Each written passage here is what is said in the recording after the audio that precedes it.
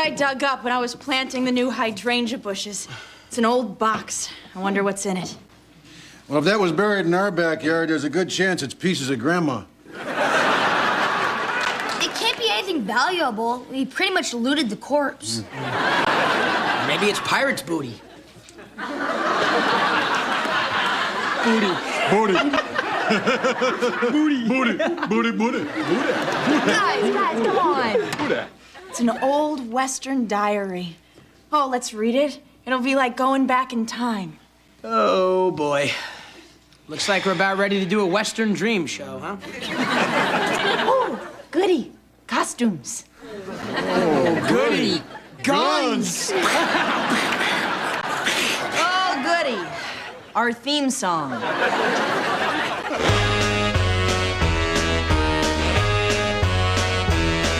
Hit the road, Jack, and don't you come back no more, no more, no more, no more. Hit the road, Jack, and don't you come back no more.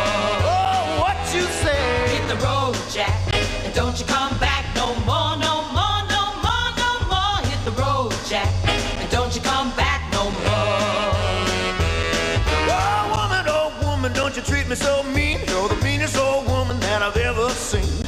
I guess if you say so, to pack my things and go. That's right, hit the road, Jack, and don't you come back no more, no more, no more, no more. Hit the road, Jack, and don't you come back no more. Oh, what you say? Come on back. Look, can you believe it? This is from 1883. Look.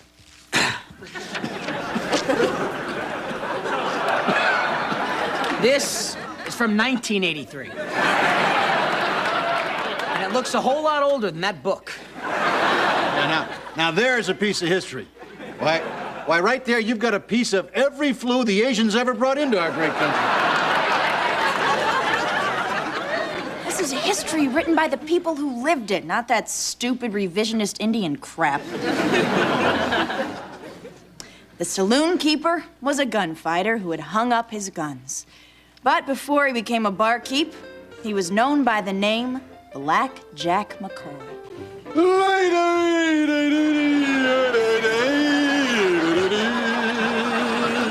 And the town had a sheriff. Well-intentioned, but dumb.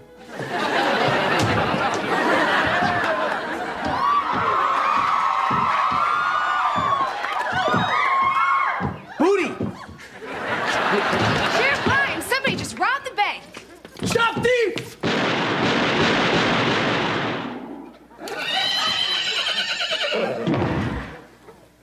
Damn! Shot my horse again. Sorry, horsey. He was always shooting horses, because his aim was as bad as his breath. Howdy, ma'am. Now, the sheriff was the apple of his mom's eye. She only had one eye, because when you hook around Irish railroad work camps and hobo jungles, accidents will happen. Thank you very much.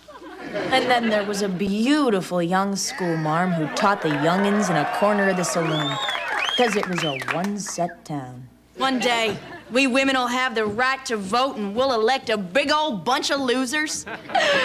Oh, we'll show them. Teaching was her life.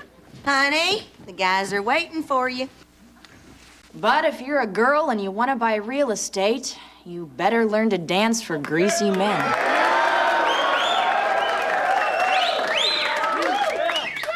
She had but one love in life. A funny little guy. A loner. A brooding, world-weary cynic, but a man's man. They say he was the result of the mating of a wolverine and a fine southern lady who made the mistake of passing out on the trail. Just so no one gets jealous, I'll have you both at 9 o'clock. Who do you love more, me or Cherry? I'll let you know at 9:30. Oh, you furry god of love, you. Yes, I am Apollo, the god of pleasure. He makes me sneeze, but I love him so.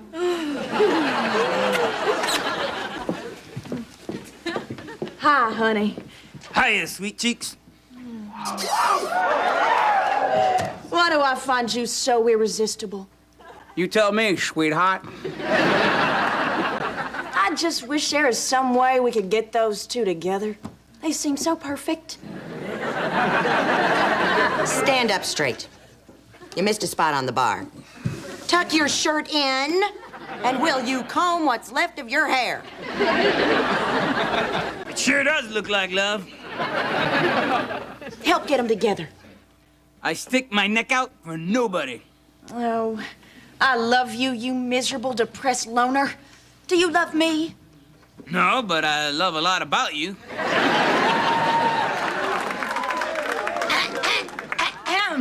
It's time for your dance number, Missy.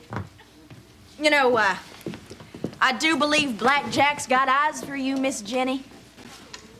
Is that an eye joke? No, there's nothing funny about looking like a pirate in a Western show. But what do you think I need to do to get my Black Jack? Well, guys do go all crazy for a gal that's got two eyes. I have two eyes. One of them just happens to be in my room. Well, there you go. You know, I don't see you getting hitched to Doc Floppy. That's 'cause it happened on your left.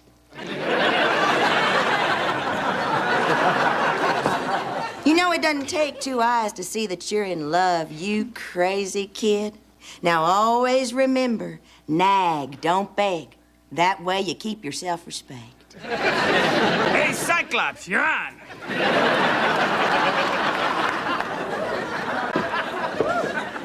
And now, presenting the finest can line in all the West.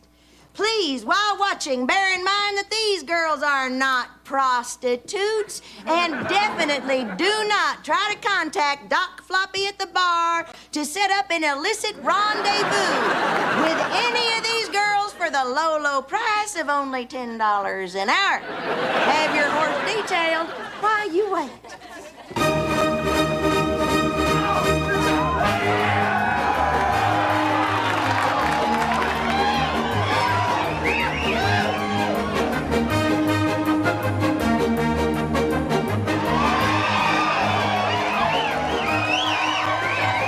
People take me seriously.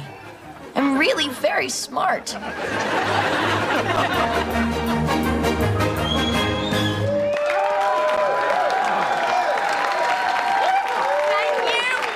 you. Now the girls will be passing among you to arrange for special Bible readings upstairs. Make sure to beget unto them $5.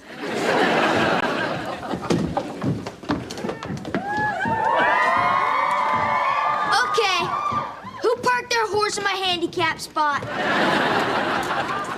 I did.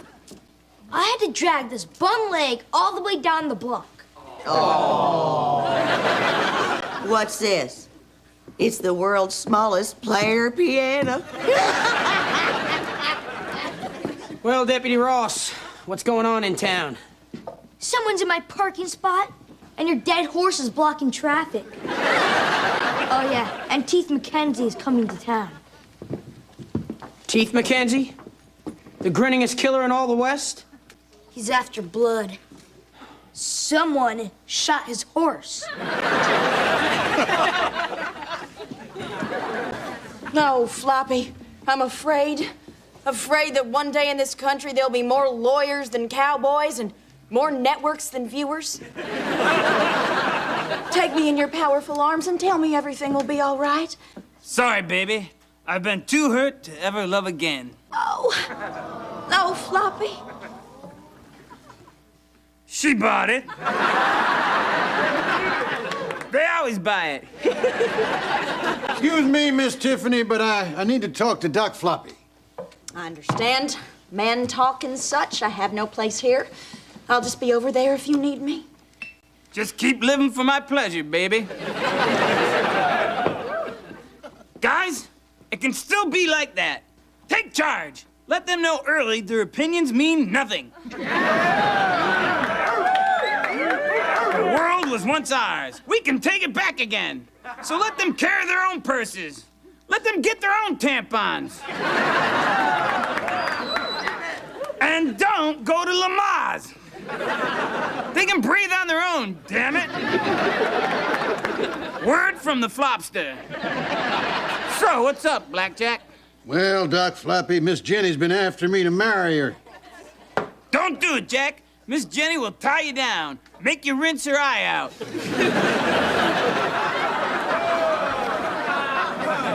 And saddle you with kids who use your hard-earned money going to USC and then become professional snowboarders. Doc Floppy, you're absolutely right. There really is nothing in it for the man. And so from now on, booze will be the only mistress that I answer to. A wise choice. Yeah, I'm as scared as a dog in Korea.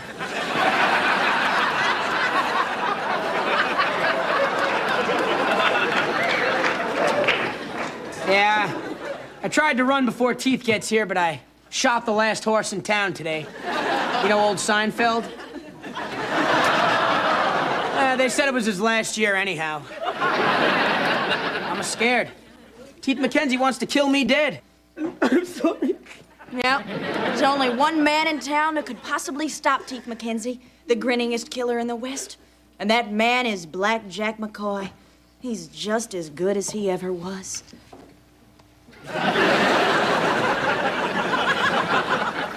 Miss Jenny, we must get the men folk to stand against the menace facing our town. This great country was built on the bodies of men who died doing what we women told them to. Yep, you know, if we can get him to do this again there, Will, we can get him to marry us. Because once a man has a taste for death, he's ready for marriage.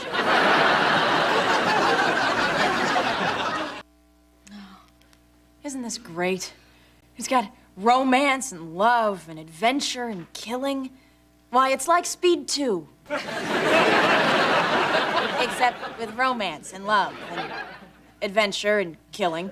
Honey, last time you told us that, we wound up watching Ally McBeal. That stupid little dancing baby. She's too skinny. And she's got those E.T. eyes. It is dramedy for adults, you bores. Now shut up and listen.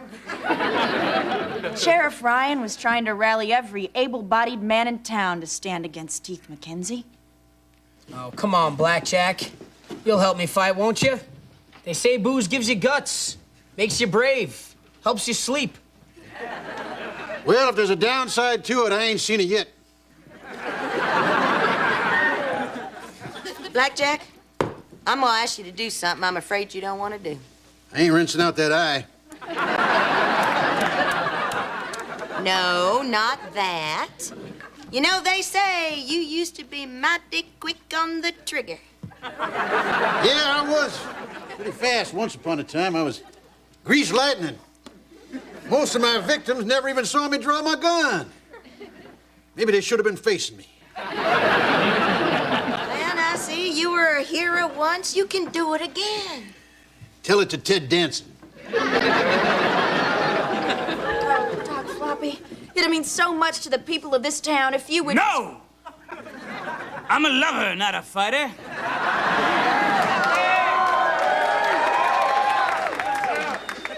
Like a Democratic president.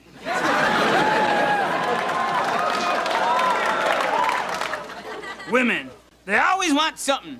And it's never something you want, like pizza or another woman. You know what manifest destiny is? It's a bunch of guys running west to get away from women. Well, my career's hit a high point. I finally get to talk to you. Can dinner theater in Tijuana with Eric Estrada be far behind? I'm gonna get killed. Maybe I should just do the manly thing and sneak off in the middle of the night and assume a new identity. Like maybe Thor, God of Thunder, Spider-Man, or Lightning Boy. Yeah, that'd be cool. Right, if you run now, you'll be running forever, which will make you no better than chronic diarrhea.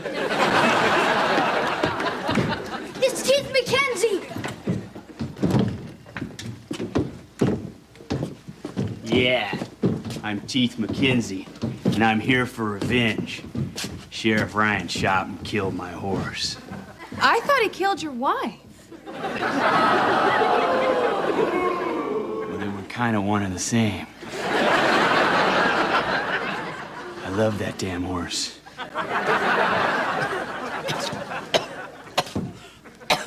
Excuse me, could you put that out? That is not healthy for others. I do not eat meat, refined sugar, and I am caffeine and alcohol free. And I do not wish to die from your secondhand smoke. No problem, ma'am.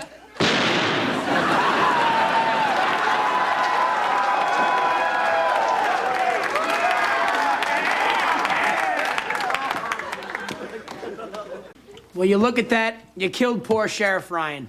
Okay, I guess we can all go home now. See you later. Hey, I recognize you. Of course you do. I'm Thor. God of Thunder. Sheriff Ryan, it's your time to die. Just like my beloved horse, Lorraine.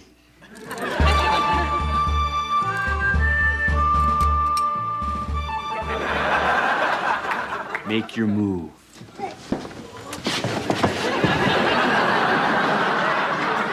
Hold on a second, just let me check my gun to see if it's loaded. I better shoot him when he's not ready. It's my only chance. If I shoot at Teeth, I'm bound to hit something else. But if I aim for, let's say, Neuter Boy Eddie, maybe I'll hit Teeth. Die, you sad loser!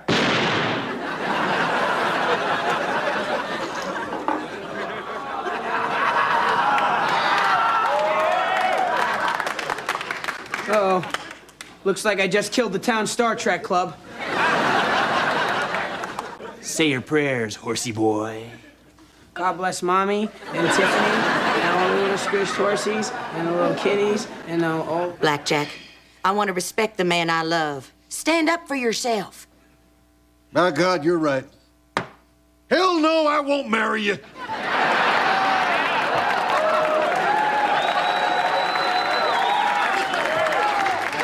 You will marry me, wash my eye out, and call it macaroni. I mean, if you want to, sweetheart.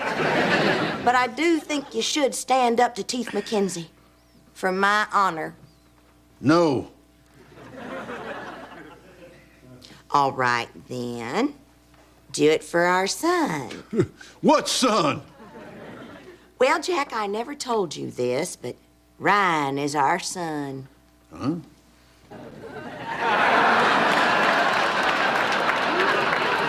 Dad? Son! Boy, I sure am glad we never did bond. But were you about to die and all? Hey, everyone! My boy wants me to have his boots once he's dead. Blackjack, if you won't fight for the woman you love and you won't fight for your son, what will you fight for? Let me open that for you, partner. That was my last beer.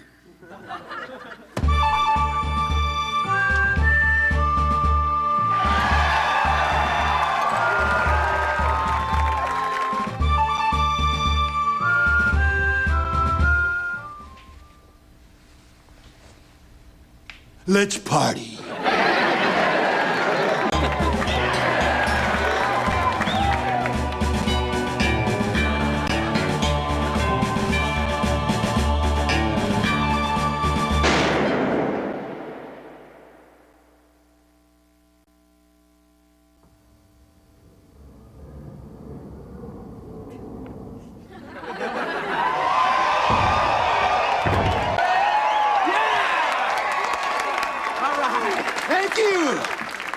Thank you, everyone. And now, I'm hanging up these guns once and for all. Speaking of hanging things up, how's about getting hitched? Yeah, sure, why not? Not gonna change my life none, right? Remember, no kids, though, right? No, hate 'em. We'll marry on Wednesday. Wednesday, that's my poker night with the guy. That was your poker night. wait a second. This gun isn't loaded, and the safety's on. And it's not really a gun, it's a flask. Then who shot Teeth?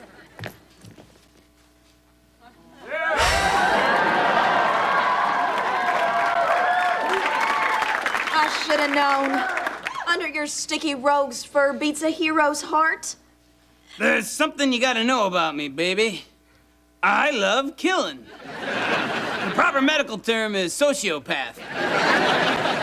You are just my cuddly, wuddly little son of a Wolverine. I have it all.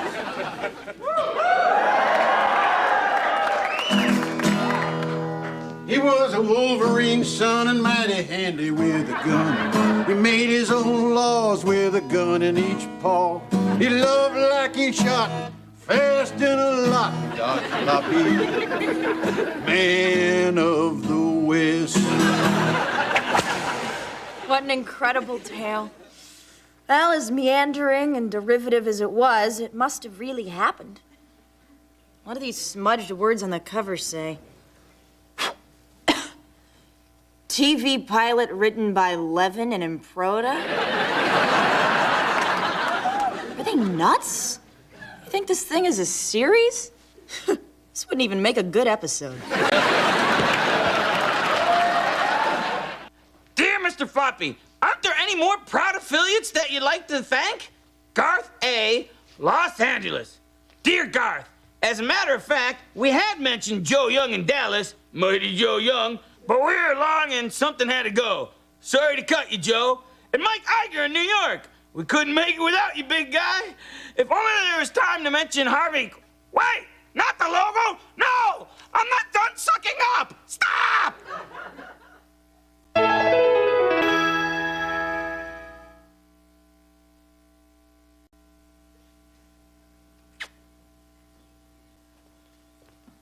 Is this the dead girl? Yeah, it's her.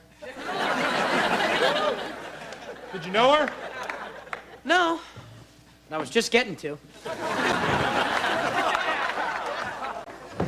Hey, what are you looking at me for? I didn't kill her. I was just cuddling with her. I don't even know her name. I guess to me, she'll always be dead girl.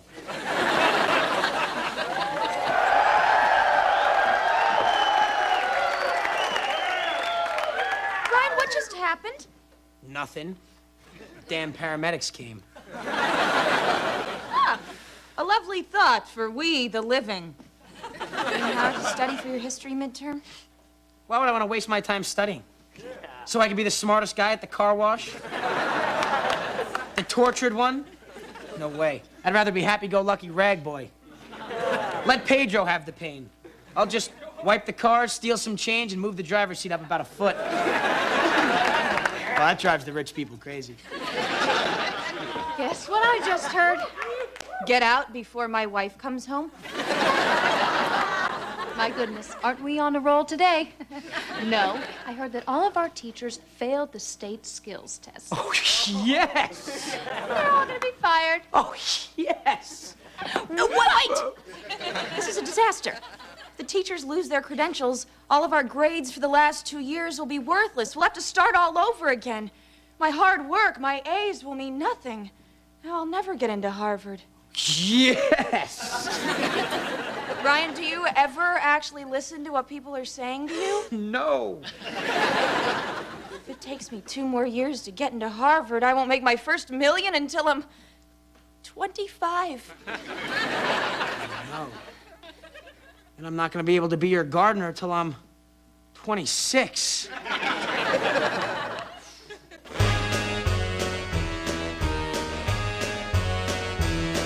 Hit the road, Jack, and don't you come back no more, no more, no more, no more. Hit the road, Jack, and don't you come back no more. Oh, woman, don't you treat me so mean. You're the meanest old woman that I've ever seen. I guess if you say so, I have to pack my things and go. That's right, hit the road, Jack, and don't you come back no more, no more, no more, no more. Hit the road, Jack, and don't you come back no more. Oh, what you say?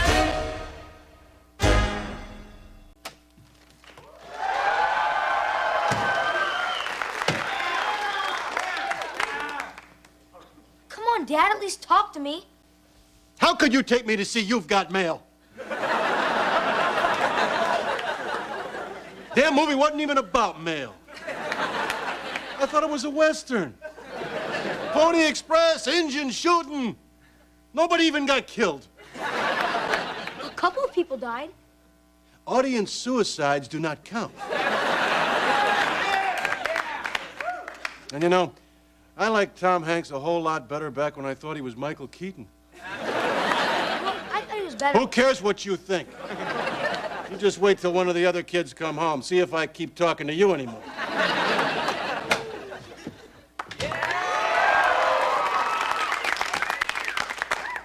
Oh, great, it had to be him. Hey, Daddy. Yeah. Daddy?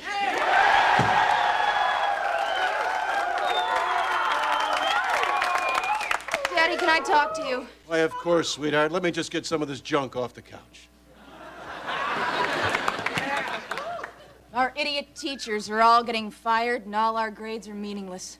By the time I get to Harvard, even the 90210 kids will have graduated. Daddy, my teachers have let me down. What a shock. Since when did any teacher ever get anything right? You know, my teachers never did squat for me. They left me on my own to learn the 6 secrets to coping with adversity.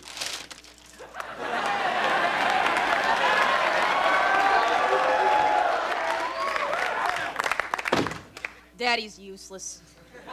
At least Dad talks to you. Yeah, I'm really the lucky one. Well, I could sit here and wallow in self-pity, but that's not the way of the proactive girl. I'm not a victim. I make things happen. Gee, I admire you, Tiff. You've got gumption. You do. You've got moxie, crust. You've got true grit. You're a Mary Tyler Moore for the millennium. Shut up. See, now, Mary would never say that. She'd throw her hat up, spin around, and go, "Oh, Lou." Wheezy, meathead's home. Dynamite. This is your brain. This is your brain on Nick at Night. May I inject some sanity in story? Maybe your teachers need a tutor. Yeah, you could turn the tables and tutor your teachers. Pretty good, huh? 1 for Ross. Ross makes it happen. Everything's coming up Ross. 4th and goal. Who do you give the ball to? Touchdown, Ross. Congratulations, Ross. You've just sterilized the entire audience. But you did have a good idea. Even idiots like our teachers can pass a simple test. They just need to be prepped. Who will teach the teachers? I will teach the teachers. Yeah! After all, what's it take to be a teacher? A gun, some booze, and a '74 Volvo. Get me my ugliest sweater, a membership to Costco, and wipe all original thought from my head. I'm off to teach.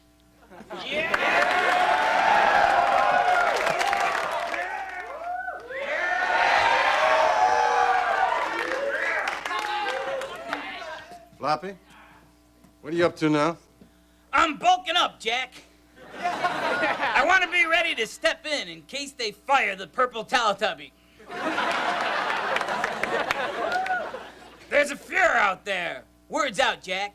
He's a Mo. The kids need a positive role, Teletubby.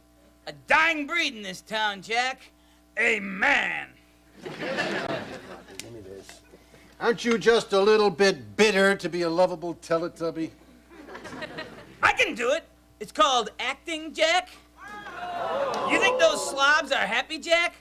I ran into the red one at a bar, and he was drinking and cursing.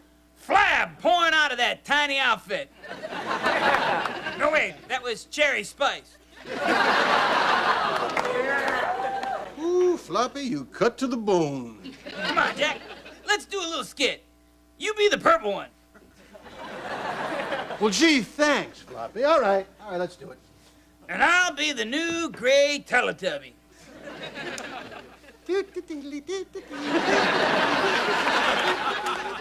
Ah, shut up!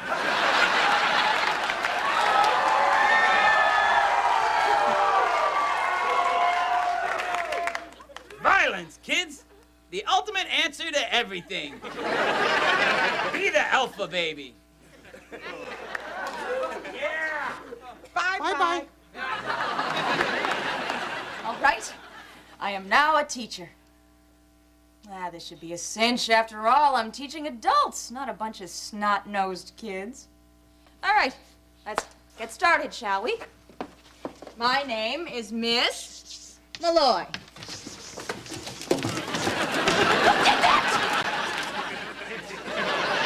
Let's get serious here, people. If you can't pass that test, just think what kind of pathetic jobs are out there for you. Grocery bagger? Chamois boy at the car wash? Censor for the WB? Now let's buckle down, people. For together, we can build a better America. By gosh, Ms. Malloy, that was inspiring.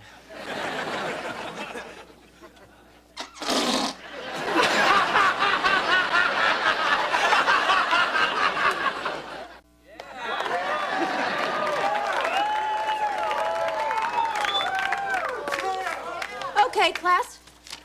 Now what you people need is a little discipline. Fortunately, I came prepared.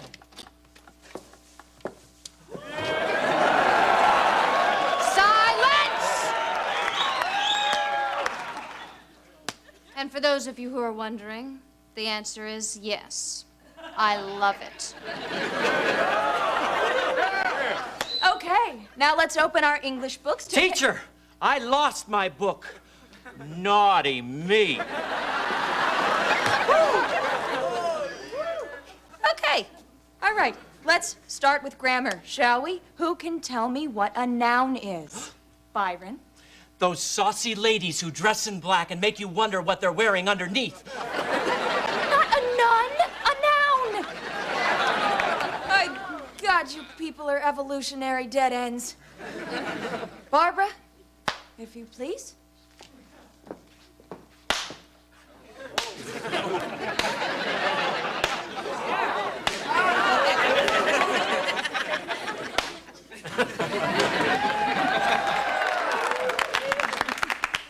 God, this would have even worn out my mother.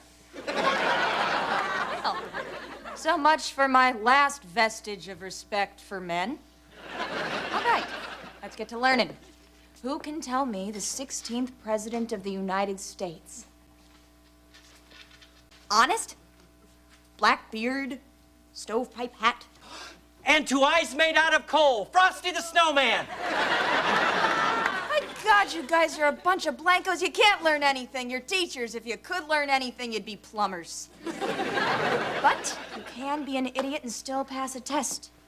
We have a guest speaker with us. I give you the amazing Ryan.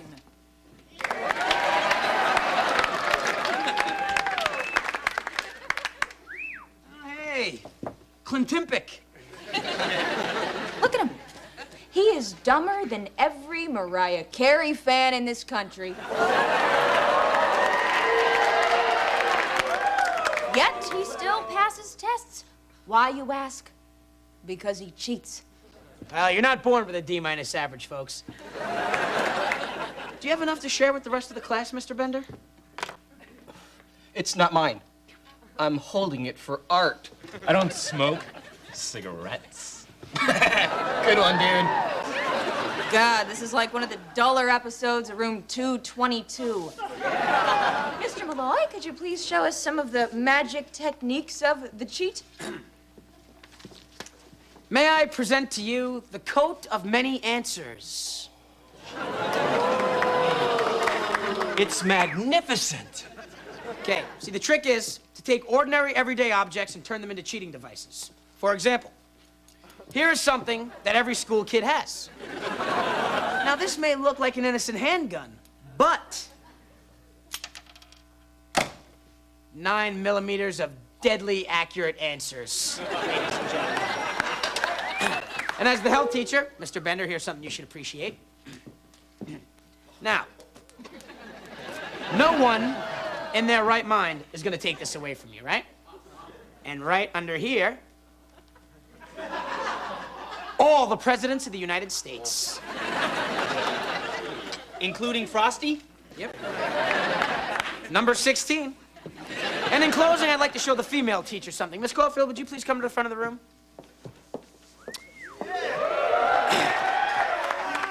Now, I want you to hike up your skirt like you're scratching your shapely thigh. A little more. Shade higher. And you would have the answers written there? Yeah, I guess you could do that if you wanted to. Thank you. Thank you. The cheat. Tell your friends. God bless.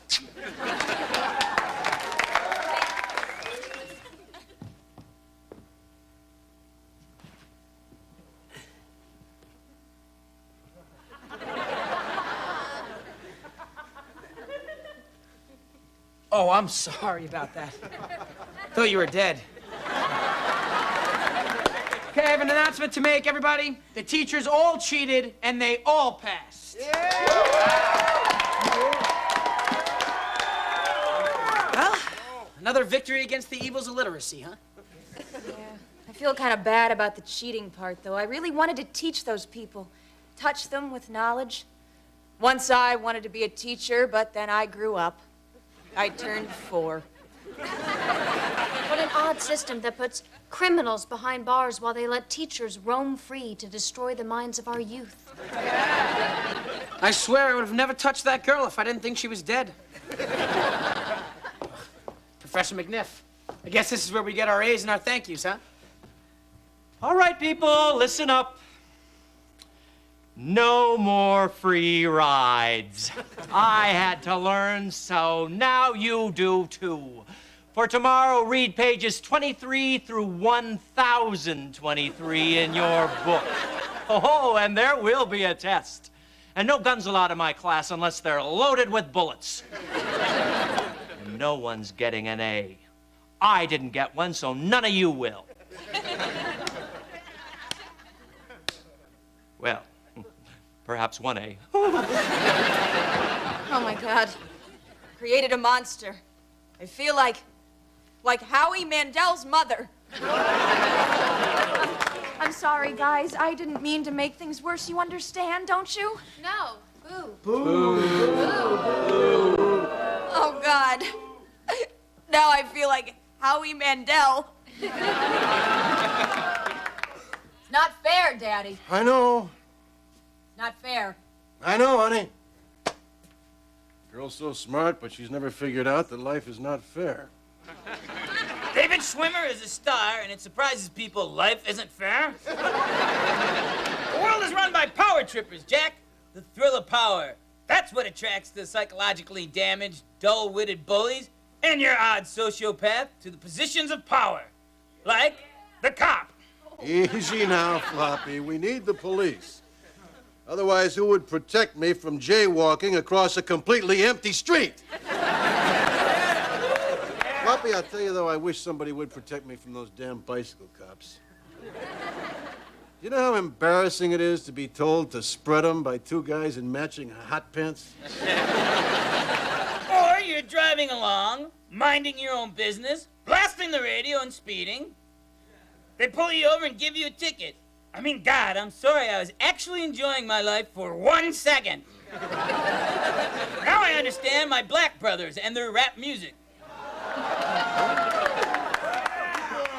They hate the man. I hate the man. It could be the single thing that joins us together, Jack. Hating the man.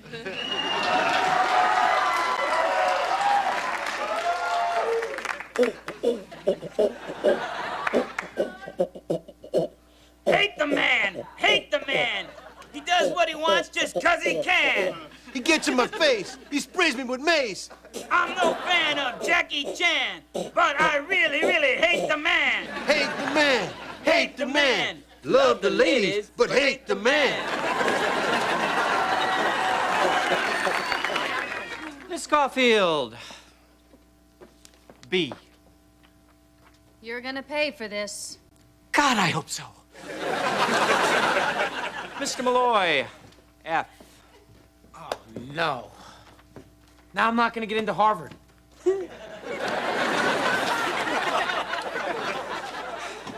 Miss Malloy, I'm feeling generous. Have a B. I gave you the chance to be a human being, McNiff, but you failed as badly as the remake of Psycho. So I dropped a dime to the Board of Education, and they're sending an advisor down here to monitor your class. How could you do this to me? It's called fighting back, McNiff. If I'm going down, I'm taking you down with me. I'd rather start over than take your guff.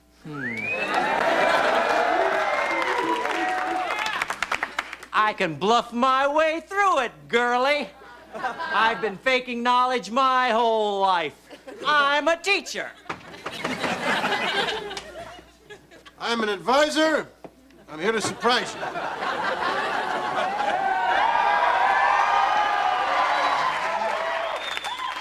Wait a second, I know that guy. It's Clark Kent. Byron McNiff. Advisor. You just continue on with your class, pay no attention to me. Just act as though I do not hold your fate in my hands. So what should we do, Teach? Continue reading your books, children.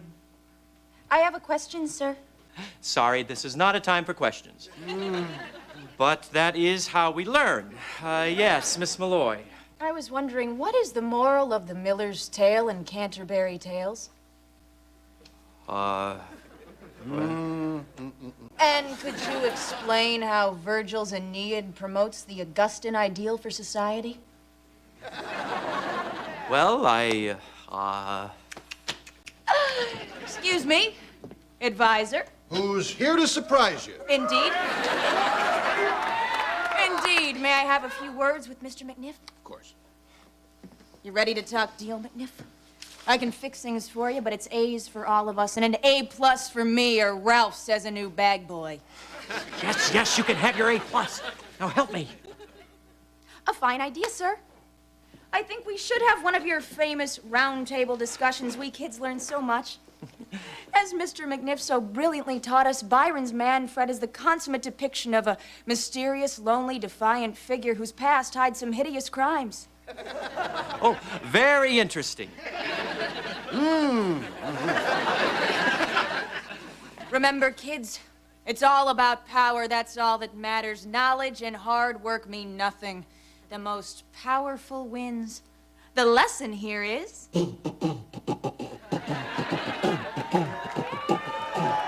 Cheat the man! Cheat the man! And one day you'll be the man!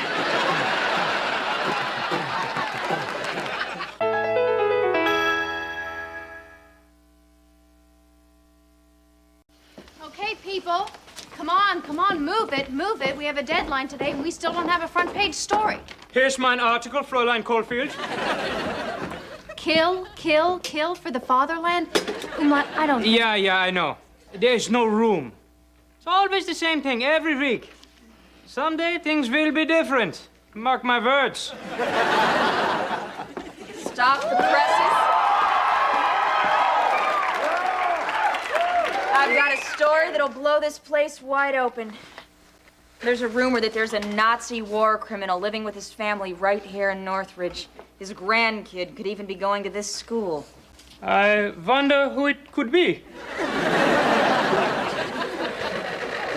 What are you doing? Looking for a job. I want to take over the horoscope. Your anti-zodiac sucks. Not only was I not lucky in love this week, no new opportunities came my way. I did not avoid a painful confrontation with someone who knows. And on top of that, I'm not even a Capricorn. I mean, this guy did not get one thing right. Now, he better watch it, or I'm going to turn to another crutch, like alcohol or religion. Ignore him, like evolution has. Okay, people, we still have a hole on page 22. Elliot! Huh? How's your story coming? Well,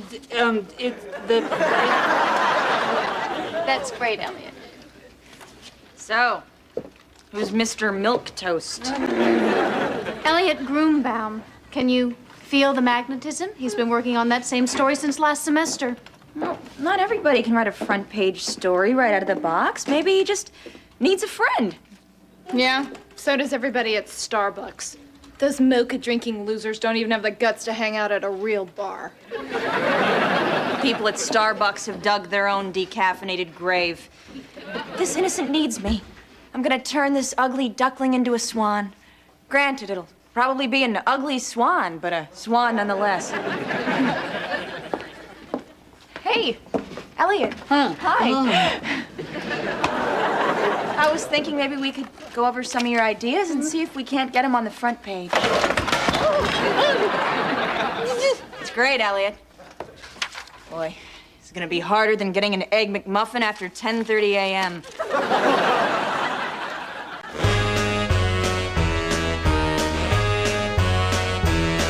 Hit the road, Jack, and don't you come back no more, no more, no more, no more. Hit the road, Jack, and don't you come back no more. Oh woman, don't you treat me so mean. You're the meanest old woman that I've ever seen. I guess if you say so, I have to pack my things and go. That's right, hit the road, Jack, and don't you come back no more, no more, no more, no more. Hit the road, Jack, and don't you come back no more. Oh, what you say? Destroy. Rose. And Judge. Judy. Hey!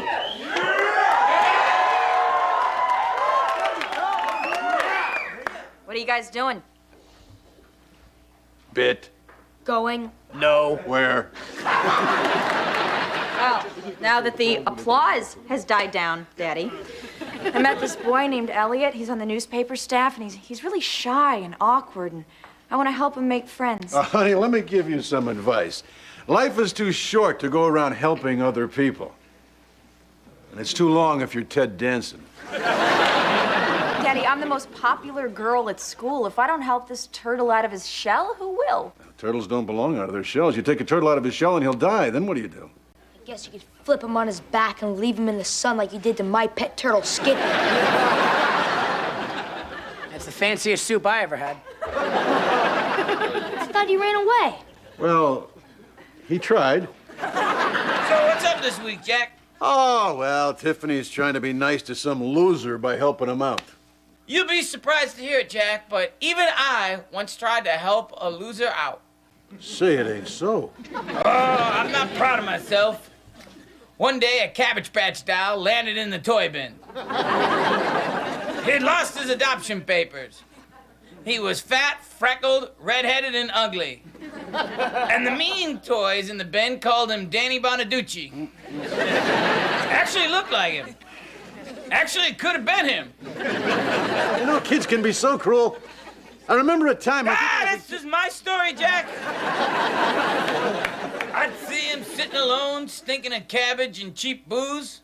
I felt sorry for the kid, so I let him run errands for me, give him food from my plate after I was full, and when I had 2 girls, I let him take the pictures. He was like a son to me, Jack. Floppy, that is a beautiful story of hope and redemption. Until one day he was trying to steal one of Floppy's ladies.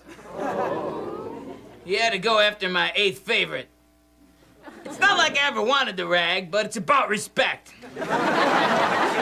Well, if that's the way he says thank you, here's the way I said you're welcome. I cut his legs off and put him in the potholder bin. Ow, that's gotta hurt. I like to think of him screaming silently as he heads face first into another tray of piping hot muffins. You know, Floppy, it's no wonder the kids go wild over you. I'm the bad boy plush toys. We're in trouble, people. We have no horoscope column. Harvey the Magi Wanquist was terribly injured in a bicycle accident. Coming through.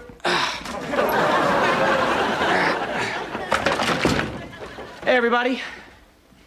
Gee, by my magical powers, mystic instincts, and lack of brakes, I sense Anti-Zodiac has a cracked pelvis and a tire track across his face. And if he were conscious, I'm sure he would want me to take his place. Ryan, he would have said, take my place and be the new weekly Periscope writer. That's horoscope. Fine, I have no other choice. All right, well, I'll do a special one for you. When's your birthday? November 27th. Aha, a secretariat. Sagittarius. Hey, just leave the astronomy to me, okay? Astrology. Yeah, you know, because I'm the sidekick. Psychic. Just write the column. I mean, the rest of you people, come on, we have a paper to put out. Get out there and get me a latte and a Danish. And when you get back, make up some news. Like the LA Times. Not so fast, Elliot. That article you've been polishing is almost ready. Thank God we're finally alone, huh? Now maybe we'll finally get something done. Wow, Elliot, you know, you look really tense. Why don't you go get a soda? You know, Elliot, nobody else around here understands you, but I do. With my help, we're gonna get you on the front page. Well, here we are. What kind of drink would you like? Anything you want. Just make a decision. Come on, you can do it. Cola, lemon, lime, the sky's the limit. Oh, Elliot, you did it.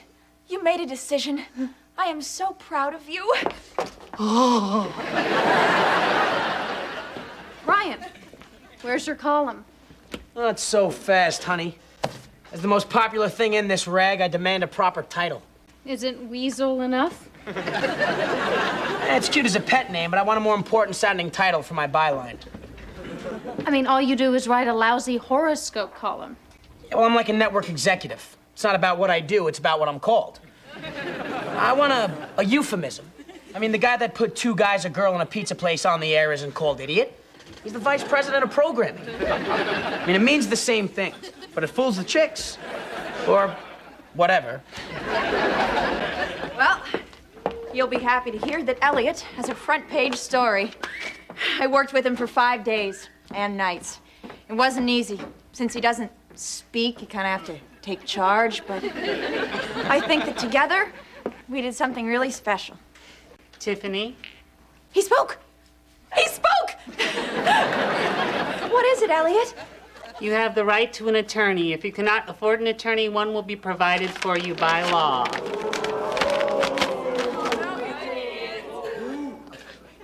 You are suing me for sexual harassment?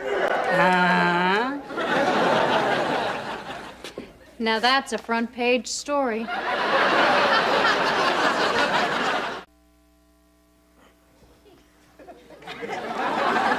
I had to read it 3 times before I realized it wasn't about me.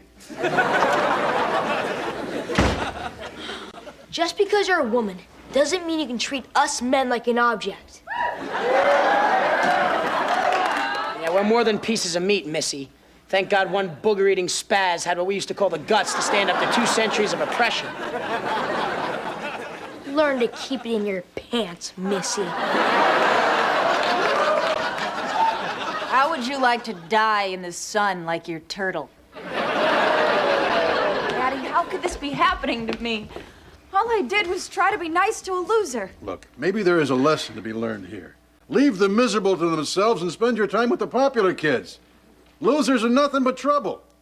Why do you think they call them losers? I'm gonna fight this to my last breath in student court. What I need is a good lawyer. I'll say you do. Barbara volunteered to be the student prosecutor. Yeah, she would, that witch. She likes you more than you think. She appointed me your defense attorney. Yep. Ryan G. Malloy. Attorney for the defense. God, no. And by the way, Ryan, what does the G stand for? Justice.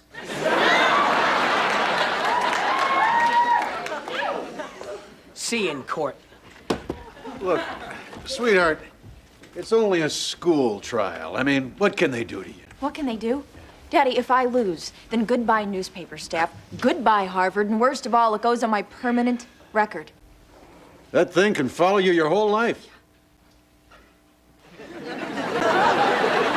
Go away.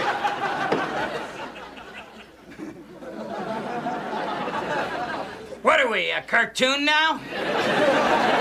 Get out of here, you bum! Your mother's a parking ticket! Floppy, I don't mind telling you that I'm a little nervous about testifying in student court. Have you ever been in court?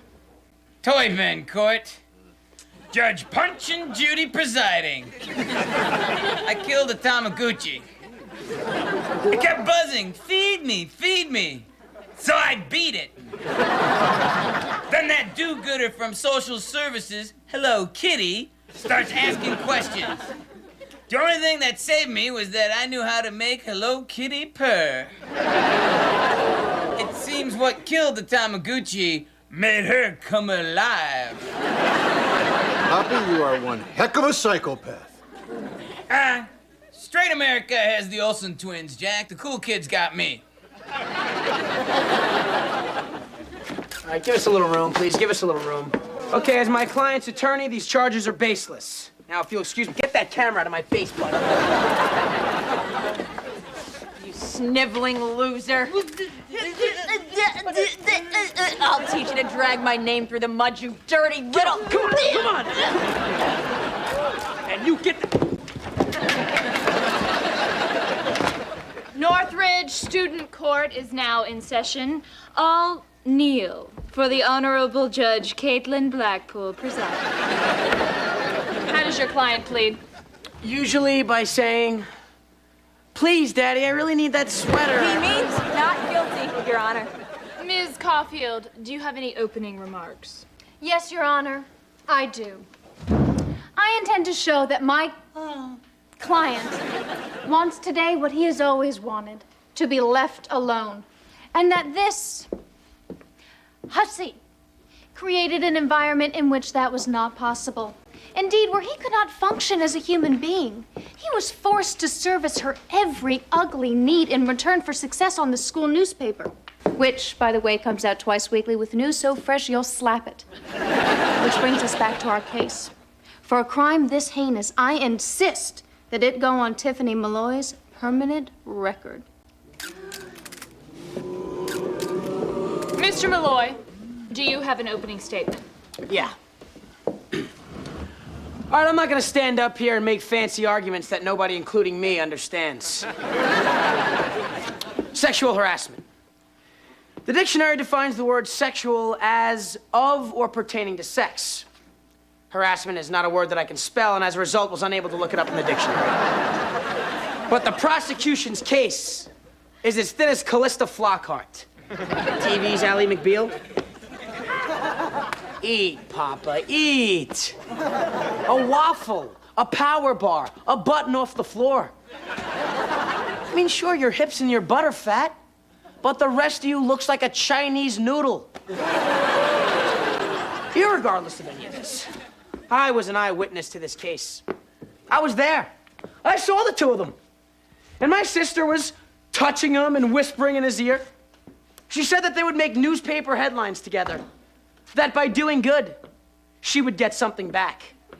Now I ask you, with all of this going on, when could this so-called harassment possibly have taken place? So did you see Tiffany Malloy making advances toward Elliot? She was advancing like Rommel's Panzer Division in North Africa. And so, sir, did she or did she not say to you that she would bring this turtle out of his shell? Absolutely. May I remind you you're still under oath? Oh, God! You're twisting my words! You'll never get nothing out of me. All right, yes, Mr. Floppy killed a Tamagotchi. You ratted me out, Jack. I didn't say a word.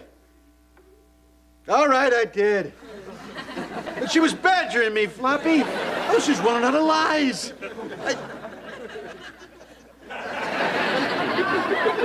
Your Honor, I have contempt for this court. This is a kangaroo trial in a monkey court. No, Your Honor, you're out of order. And so you've never had an article in the school paper before? Well, Mr. Grunblum, would you describe yourself as shy? This isn't easy for you, is it? And so the defendant, the slattern, approached you and put her hand on your shoulder? Could the court reporter read that back? Oh, no need, Your Honor. He said... When When will we realize that means no?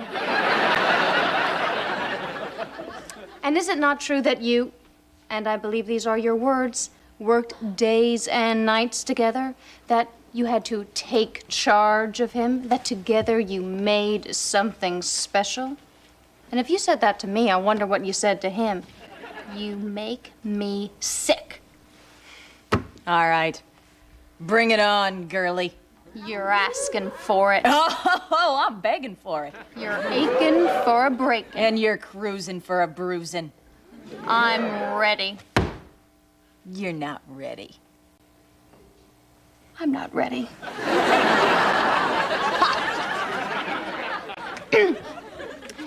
And neither was Elliot. For this big, willowy bully. Do you have anything to say before we find you guilty and besmirch your permanent record? Yes. Yes, I do. I was trying to be helpful, nice. Is this what America has come to? The persecution of the nice? We've reached a point where we're afraid to initiate any human contact whatsoever. Half the people in this country are married to people that they harassed in high school or the workplace. The American family is built on harassment. I'd agree with that. Look at this. Everybody's afraid to talk to everybody else. The girls are sitting with the girls. The boys are sitting with the boys. It's like some kind of Barry Manilow, K.D. Lang hootenanny.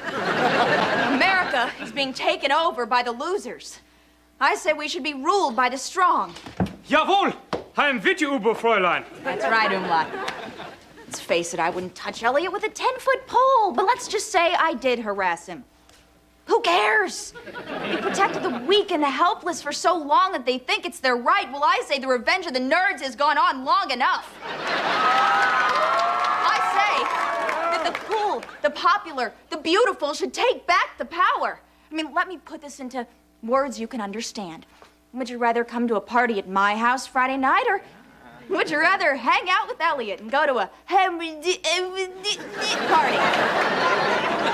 So if you've ever felt downtrodden because you're pretty or athletic or your parents had money, don't be ashamed. I'm cool. Who else is cool? I'm cool. I'm cool. I'm cool as cucumber. I find the defendant cool and not guilty. Case dismissed. I won. Thank you very much. Thank you.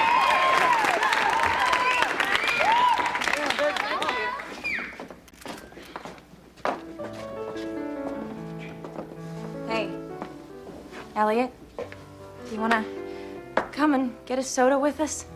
Yes. Well, you can't.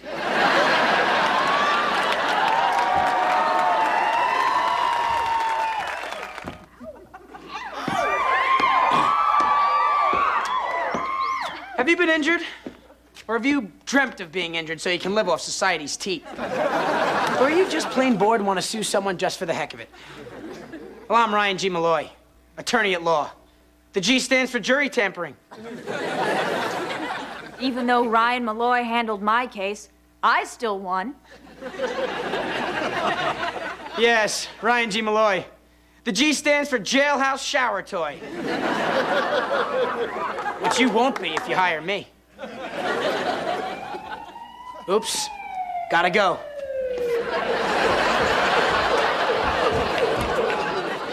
Oh, Tiffany. It is I, Cool Umlaut. I'm here for the party. Tiffany?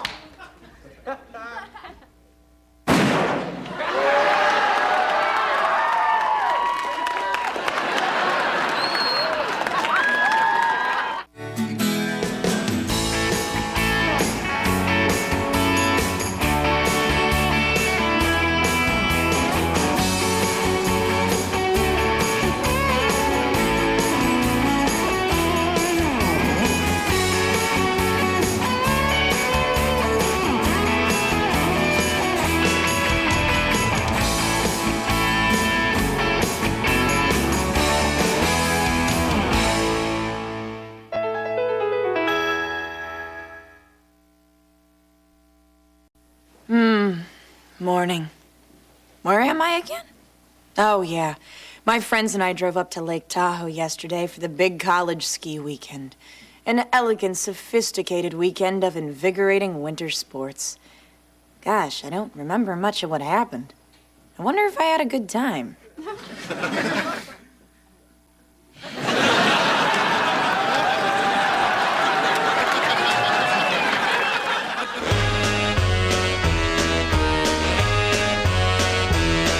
Hit the road, Jack, and don't you come back no more, no more, no more, no more. Hit the road, Jack, and don't you come back no more.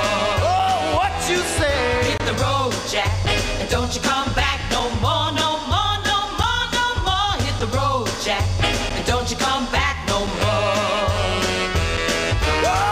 Oh, woman, don't you treat me so mean. You're the meanest old woman that I've ever seen. I guess if you say so, to pack my things and go. That's right, hit the road, Jack, and don't you come back no more, no more, no more, no more. Hit the road, Jack, and don't you come back no more. Oh, what you say? Come on back. Hey, Ryan, wake up. We're home. Wow. What a great weekend. I can't wait to do that again.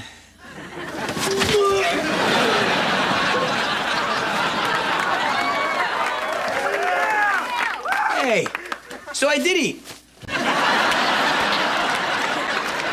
Sleepy time. No, Ryan, come on, get up. Look, you slept the whole ride home. Now listen, before we go in and face Mom and Dad, I have to know what happened to me this weekend. I mean, I don't remember anything. All I know is that I woke up all tied up. By the way, is $5 enough to tip the maid to untie you? I mean, she had to gnaw through the bigger nuts. I don't know, I gave the garbage man a 10 to lift me out of the dumpster. I mean, the rats had already done most of the gnawing. Ryan, what did I do? You don't remember? Man, you were wild. I mean, at least that's what I heard from the people that I didn't throw up on. I can't remember anything, but why? I mean, I didn't drink anything. Yes, you did. Don't you remember you had that rum ball? Rum ball?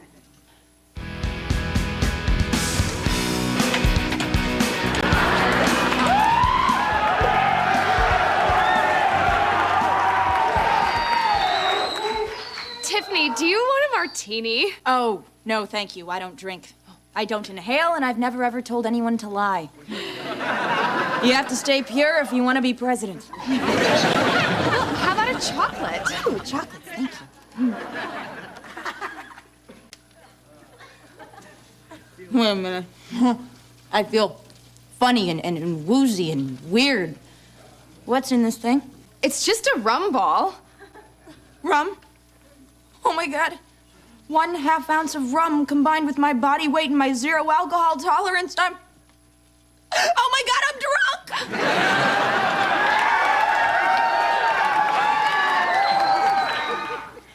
I don't remember anything after that.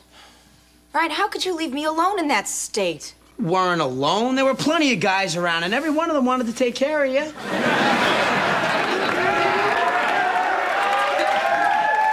Oh, Ryan, what did I do? And what if I liked it? I mean, what if the demon rum unleashed some sort of strange, deviant being inside of me, you know? Some sort of Ms. Hyde I've been repressing all of these years. What if I'm not Tiffany Malloy good girl, but Tiffany Malloy deranged sexaholic?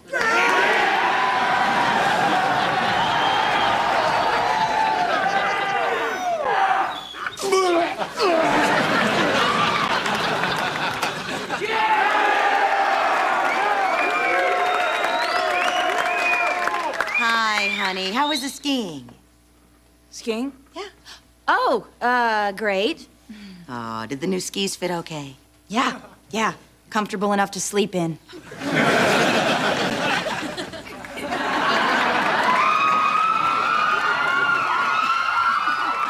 you have a good time, Ryan? Judge for yourself.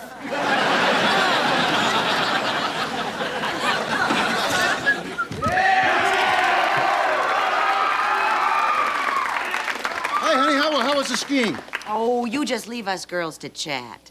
She was just about to tell me all about those boys she met on the slopes. Boys? There were boys there? No, Jack, it was Nun Mountain, where the celibate go to unwind. You're talking about a ski weekend with guys? Don't you know what guys are like? They take advantage of nice girls. They slip you a little hot chocolate, laced with liquor, then a little back rub. Next thing you know, you're tied up with your skis on.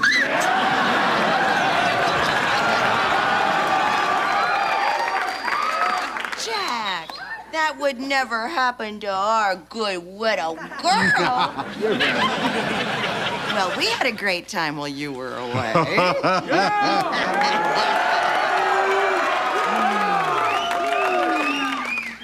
Who rode the wild beast? You did. Oh, it was so much fun having the house all to ourselves, running around naked like a couple of deranged sexaholics. And who roped the chestnut mare? You did. What you doing, Ross? I thought you were at camp all this weekend. Next weekend. Can no one keep track of dates around here? Next weekend.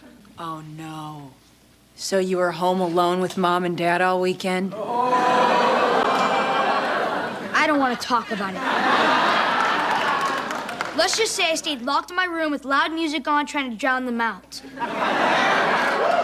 The wild beast. The chestnut mare. The flesh. Oh, the flesh. They're so old. Oh, God.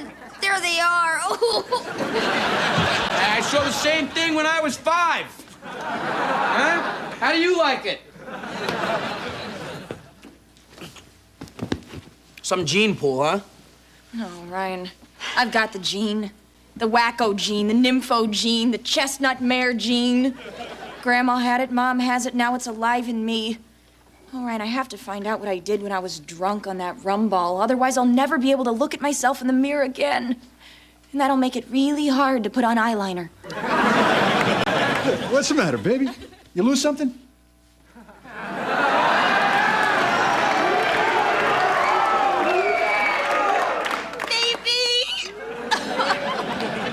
Hey, Mr. Floppy. Oh, say, Floppy, by the way, I hope it didn't bother you too much that I had sex with Jenny down here.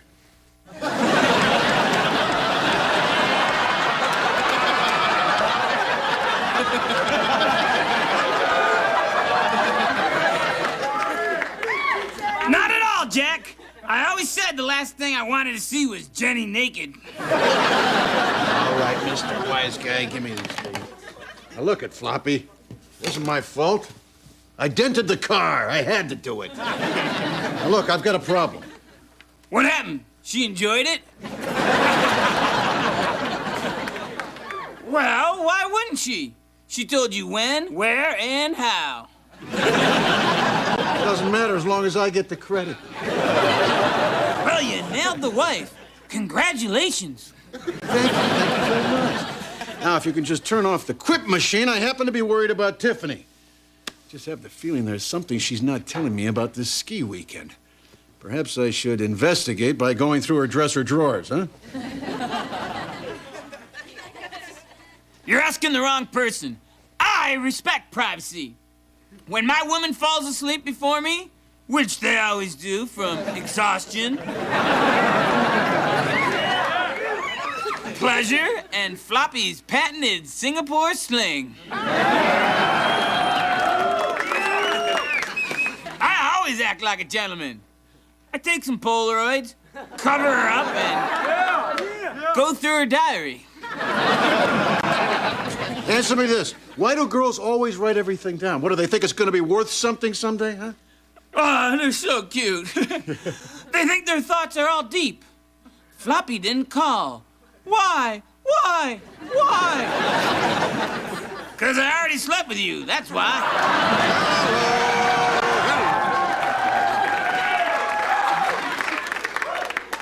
And just when they think they're getting over me, I pay them a little visit, do the I love you, lie.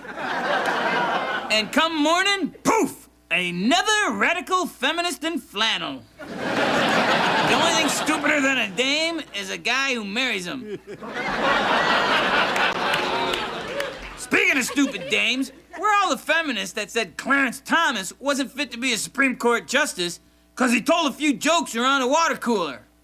Whereas our commander-in-chief is giving tours of the White House with his underpants around his ankles.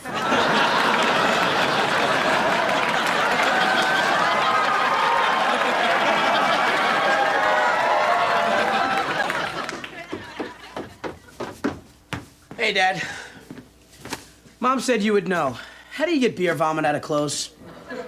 By giving them to the poor. Ryan, there's something I have to ask you. How do I put this? Did anything happen to Tiffany this weekend? All right, Dad, I'm gonna be honest with you. I'll tell you everything that happened. All right. After a long day of skiing, we were all partying back at the condo. Don't go nowhere, baby. I'm just gonna freshen up.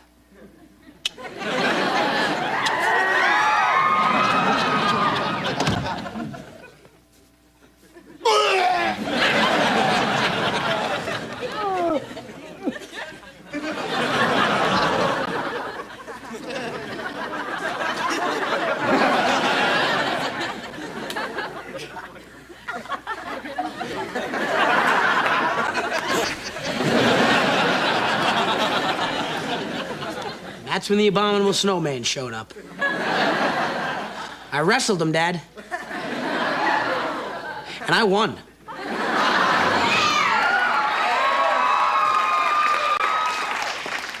What about Tiffany? It was the abominable snowman, Dad. Sorry if I was just a little bit busy saving the world. Again. Tiffany's just lucky there's a world left for her to get drunk and tart around in. Huh? Oops.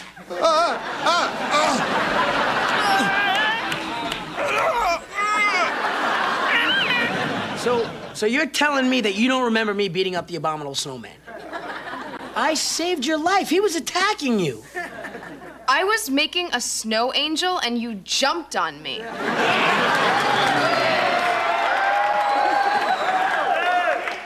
Yeah, and then right after that, the abominable snowman popped up. It was more like the abominable snowflake, and it dissolved just as fast.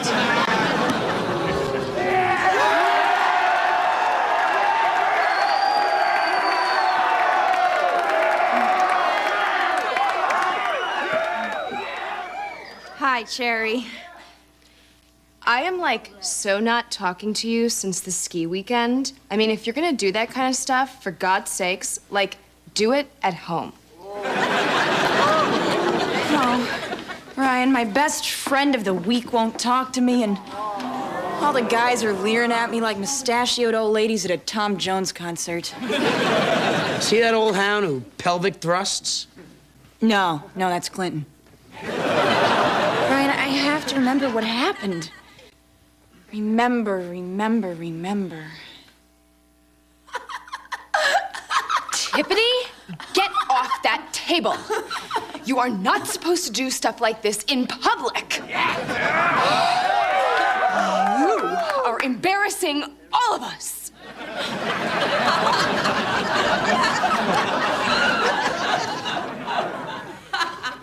Oh my God. I'm a Melrose Place girl. I can never go back to school again. I mean, who knows what I did when I was drunk on that rum ball? Come on, Tiffany. Why don't you just cut loose and embrace the new you? I mean, apparently you were a lot of fun to hang out with for a change. For a change? You think that doing crosswords in ink isn't fun? You think that watching old movies and mouthing along a dialogue isn't fun? You think that playing Test My Vocabulary isn't fun? What world do you live in, mister? Hi, kids. Aw, gee, Tiffany, you look kind of down. So you went a little wild this weekend. Hell, we went a little wild ourselves. Nobody's hurt by it.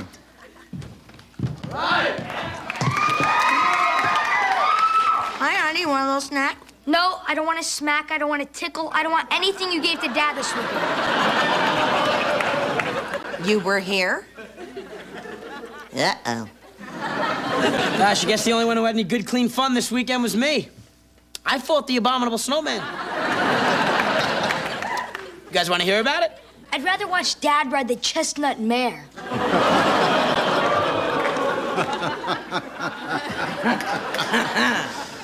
Little word of advice, son.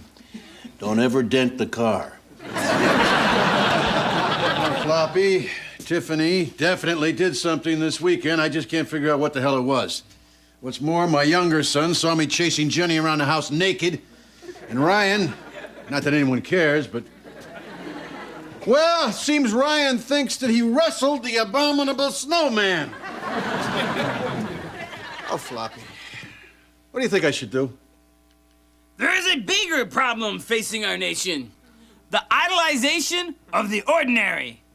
For example, why are all the female daytime talk show hosts enormous beasts? It's like the charge of the woolly mammoths. When do they have time to lift their snouts out of the trough and talk? It's the new American way. Celebration of the plain.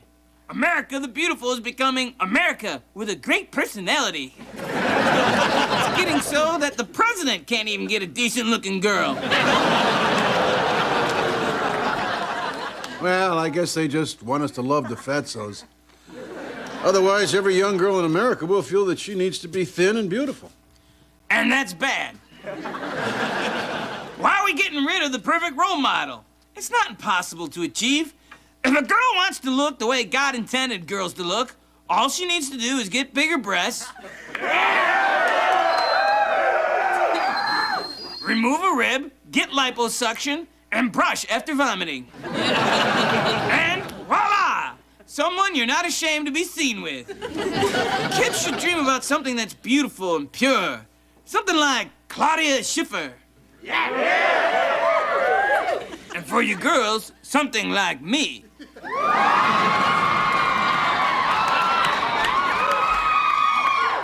Or something like me. Yeah, something like you.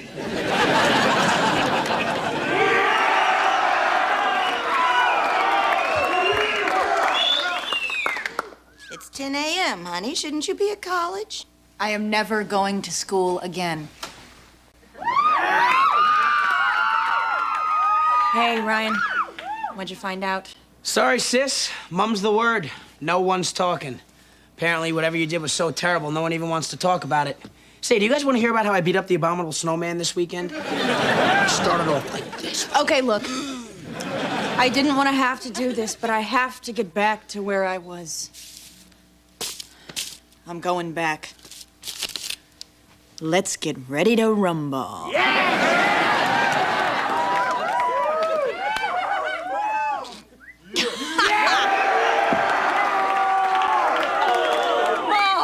What a great party. Hey, who wants to hear another 3 hours of Gene Autry? Home, home on the range, where the deer and the antelope play. Yodelay, hee, yodelay, hee, yodelay, hee, hoo. Tiffany, stop it. You are ruining the party. I am the party. Where seldom is heard a discouraging word. No more Gene Autry. Let's take her to the bedroom and tie her down so that we can salvage the rest of the weekend. Oh, the party's moving to the bedroom. Oh, I haven't yodeled in there yet. Yodel-ay, hee, yodel-ay, hee. Hello, you. Yodel-ay, hee, oh. Who is killing the cat? Huh?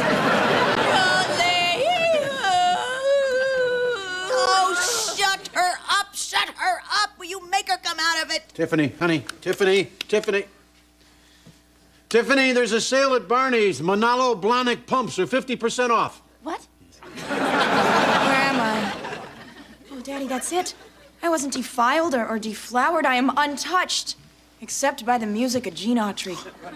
Praise the greatest of the singing cowboys. That's right. Now you can go back to school with your head held high. Are you kidding me? Why would I go back to school? I'm gonna gobble rumballs and groove to the tunes of Gene Autry. You see there? Ain't nothing happened to my little girl. Well, I'm so happy I could kiss everyone. Even you. It's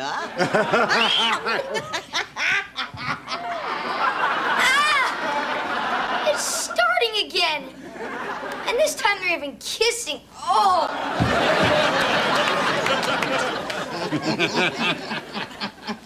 Will you guys please listen to my story about the abominable snowman?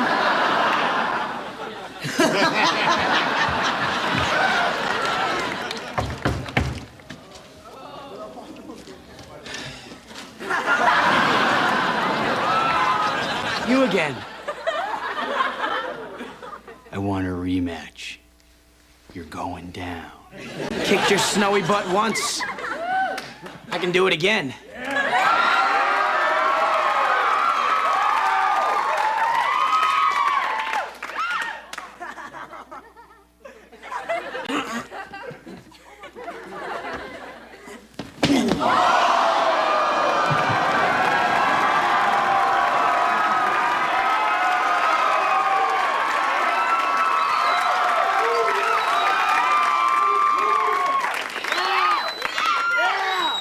Yep. 2-0, baby. Dear Mr. Floppy, you are a fine actor limited by your part. I'd like to see you do Shakespeare. Francis B. Stratford. To be or not to be? A rose by any other name would smell as sweet. I come to bury Caesar, not to praise him. Your seat cushion is also a flotation device. Shamil Shemazel. What are you talking about, Willis? Thank you, and God bless!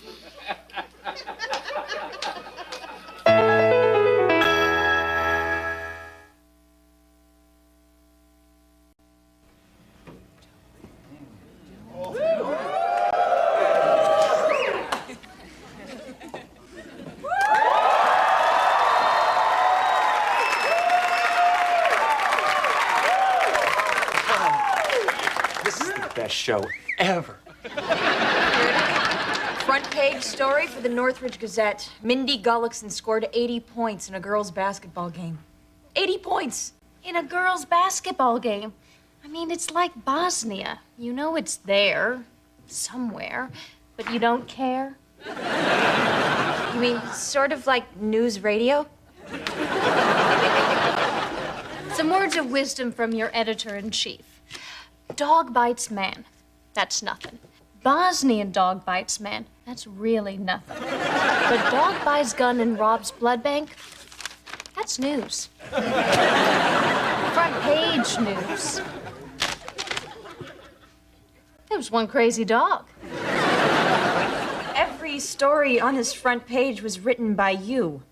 And isn't this an exact replica of the Harvard newspaper masthead? Yes, it is. And I think it will look good along with my Harvard application. See, one of the things I found most important in my journey to greater education is the ability to brown nose. Hello, Professor Johnson. Hello, Professor Lewis. Hello, Jorge. I must say, the floors have been so free of garbage, vomit, and urine lately. Thank you, amigo. My name is not Jorge. That's okay. World Cup, go Mexico. I'm from Pakistan. Oh. Well, congratulations on your newfound nuclear capabilities. Use them wisely. You can never brown nose too much. That's why I'm nice to everyone. Hello, Barbara. Drop dead. You know, Tiff, I think I'm finally hitting my stride with girls. Just today, I'm sitting at a stoplight, right? Really pretty girl in a short skirt comes up to me and says, "You want a date?" I mean, she's asking me this. This girl who people would pay $50 or $100 to be with. Ryan, she was a prostitute. Prostitute, Catholic, I don't care.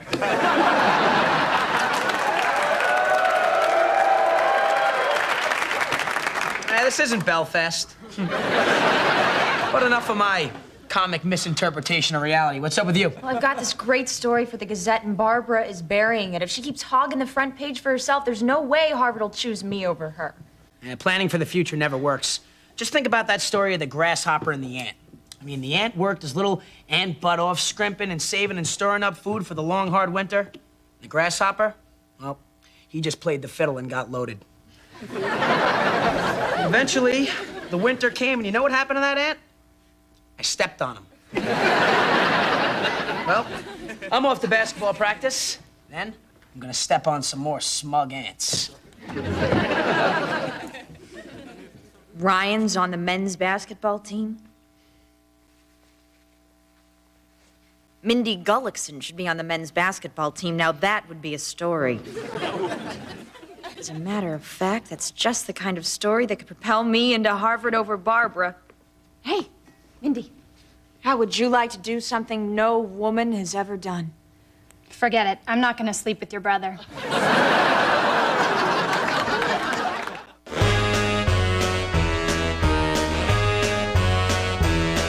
Hit the road, Jack, and don't you come back no more, no more, no more, no more. Hit the road, Jack, and don't you come back no more. Oh, woman, don't you treat me so mean. You're the meanest old woman that I've ever seen.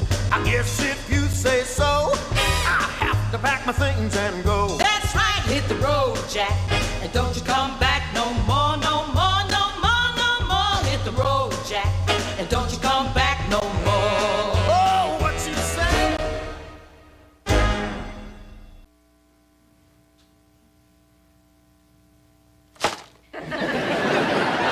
Come on, Mom, let me lick the spoon.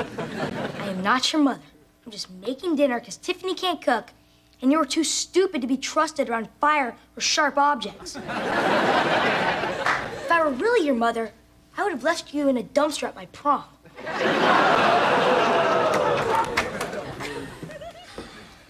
Hi, honey, I'm home.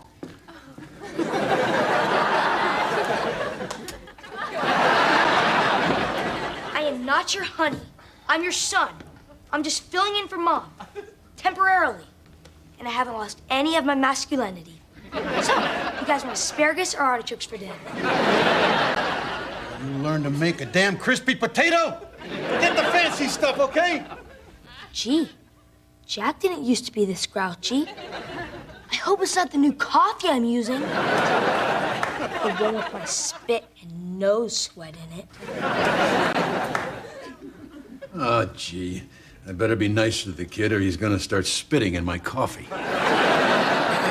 Sorry, Ross. I didn't mean to be cranky. It's just that I've had kind of a hard day. I got so down I almost went to work. Then I read in the school paper about the blood bank dog that he'd hijacked a school bus and was headed for Fort Knox. What is his plan? Well, I got something that'll cheer you up, Dad. You know how you said it would have always made your life if you would have made your high school basketball team? You mean I finally made it? Yes! What time is practice? I'm wearing my leather jacket. And I'm finally going to get to park with Peggy Ryan. Miss, I only date jocks. Well, she's got a date all right with my jock.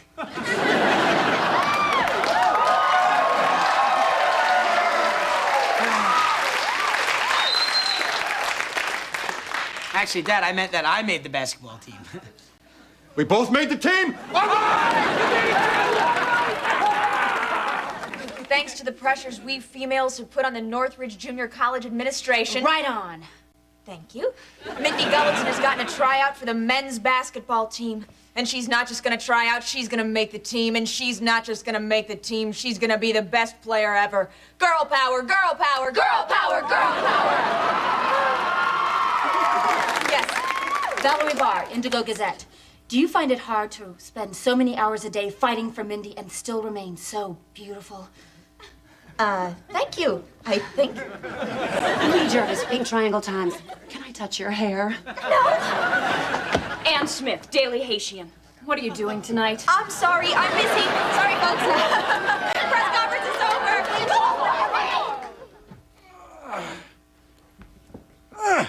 Gotta be ready when the call comes. Are you expecting to be chosen as the next member of the Village People?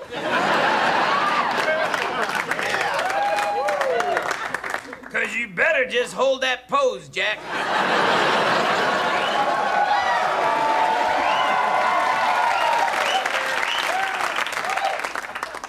You don't get it. I'm on a team. Is that what they're calling it these days? I'm on the basketball team, Floppy. I finally made it. And I'm taking Peggy Ryan up to Inspiration Point.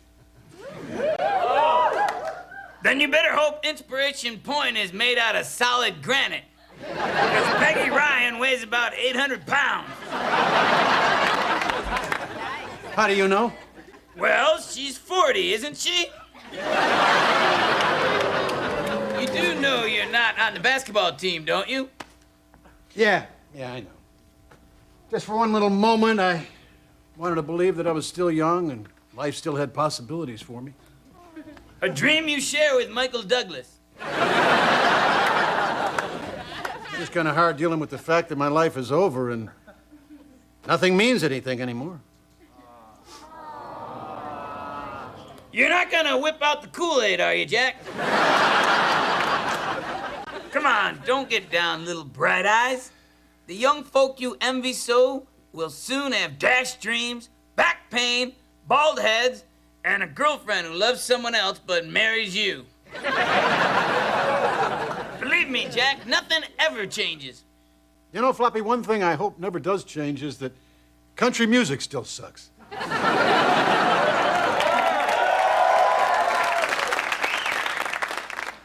It's a good bet, Jack. I mean, it's pretty much required to suck in order to entertain a bunch of tobacco-chewing inbreds.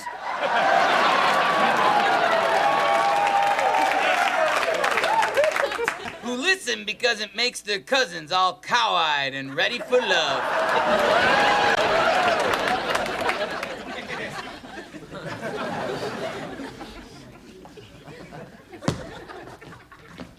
Coach, can we practice now? In a moment. But first, you're going to form a line, walk by one, admiring my new Armani suit, and repeat the phrase, "I'm not gay, but man, if I was." Now remember, Mindy, we're just as good as the guys. We're just as good as the guys.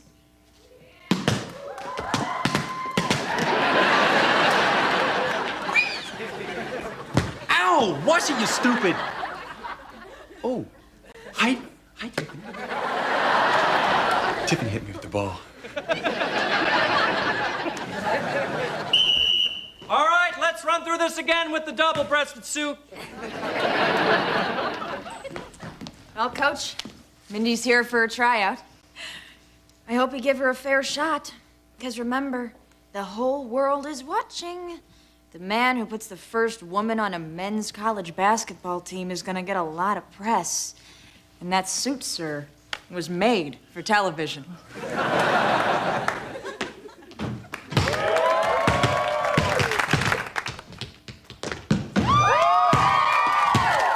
Did you see Mindy make those shots? No, but it doesn't matter. She's on the team. Guys! Mindy, what's-her-face is on the team. We only have 12 spots. Someone has to go. Malloy, good news. You're no longer the worst player on the team. Really? Mm-hmm. That's because you're off the team.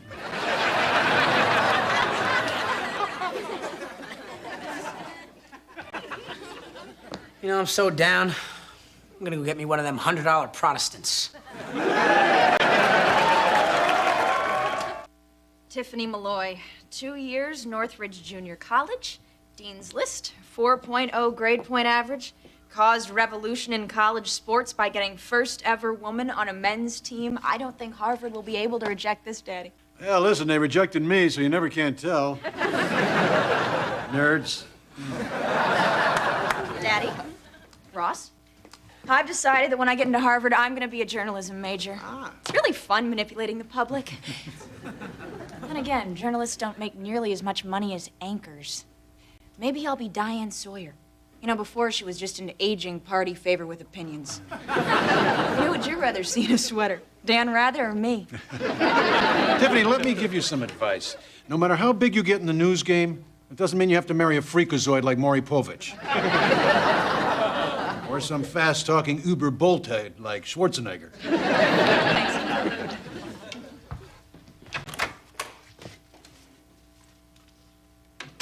Ryan, what's wrong, honey?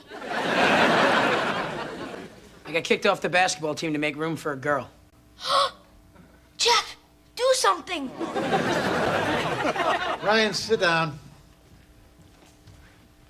I didn't mean next to me. Dad, never once have you supported anything that I did.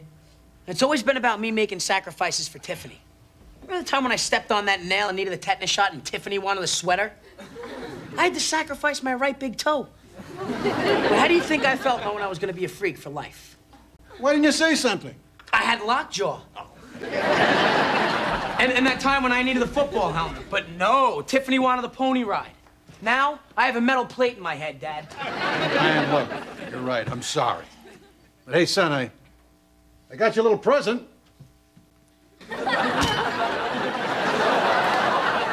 Now, why don't you just go on upstairs and use your one good eye to have yourself a nice cry? Sure, all these things are very sad when they happen, but we move on, okay? Ryan? Ryan! I can't hear you in that ear, Dad. Well, we had to show Tiffany what could happen if you stick something too deep into your ear. I really regretted that, son. It was my favorite fountain pen. So then Ryan says, "Never once have you supported anything I did." Dad, you know...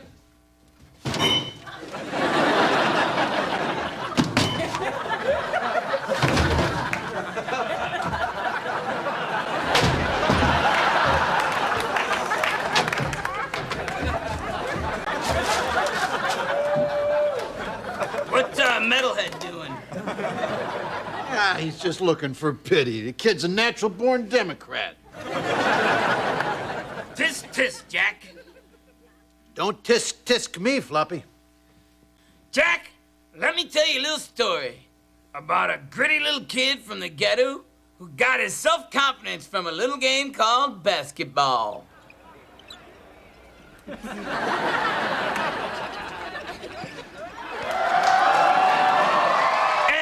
Floppy! And what was the point of that? The point is, I made the team, Ryan made the team, even the girl made the team. Everybody but you. Loser! But, Jack, if you help your son get him back on the team, then maybe, just maybe, he'll hit the winning shot. It'll be just like you made the winning shot. So in a way, I would be on the team. Yep. In the same way a roadie is part of the Rolling Stones.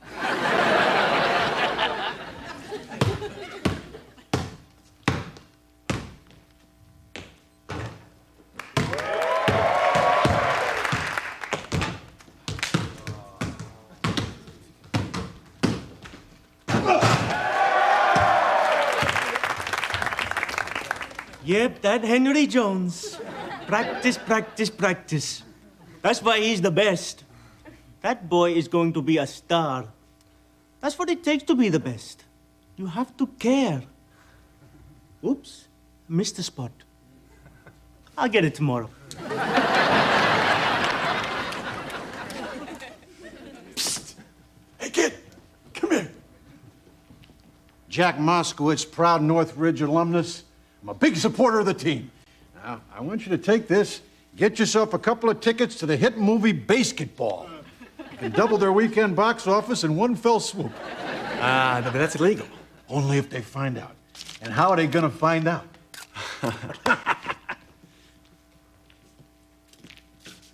You get all that? That's gonna knock that psychopathic dog right off the front page.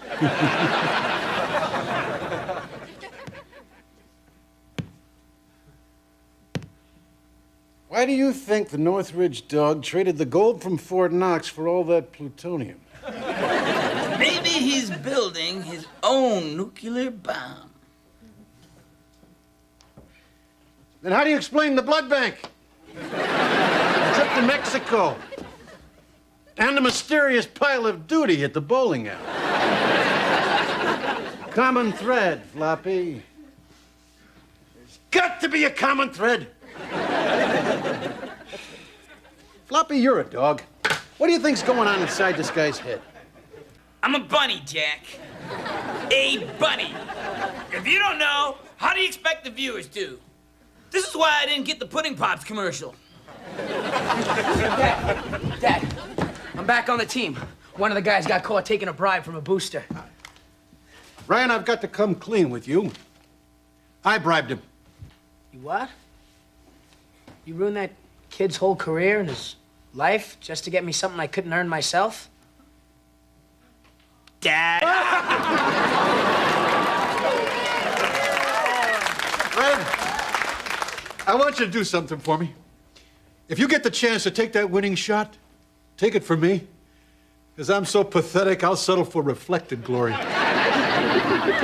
Dad, you mean more to me than any toe ever could. I love you, son. What? Nothing.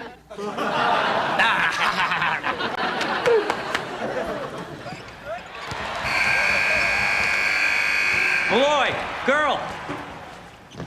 Everyone else fouled out or spilled coffee on my tie. So you're in.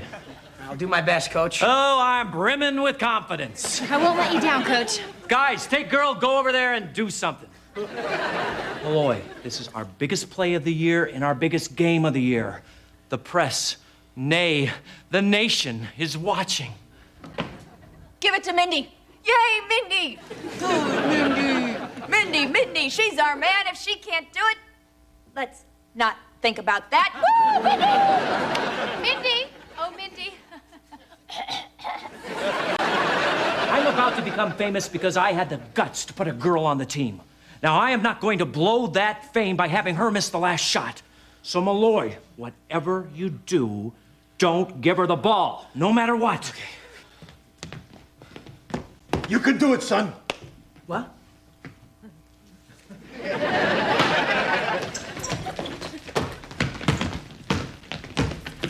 open! I'm open! Oh, man, she's wide open. Coach said not to pass to her. But Dad said to take the shot. What if I miss? Isn't it better to try and miss than to not try at all?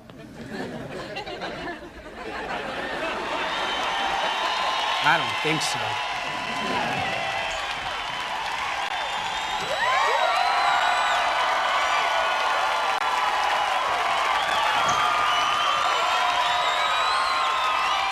Damn.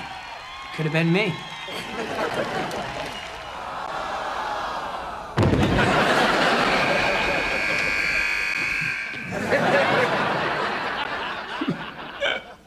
That could have been me. Which is your good ear? You suck.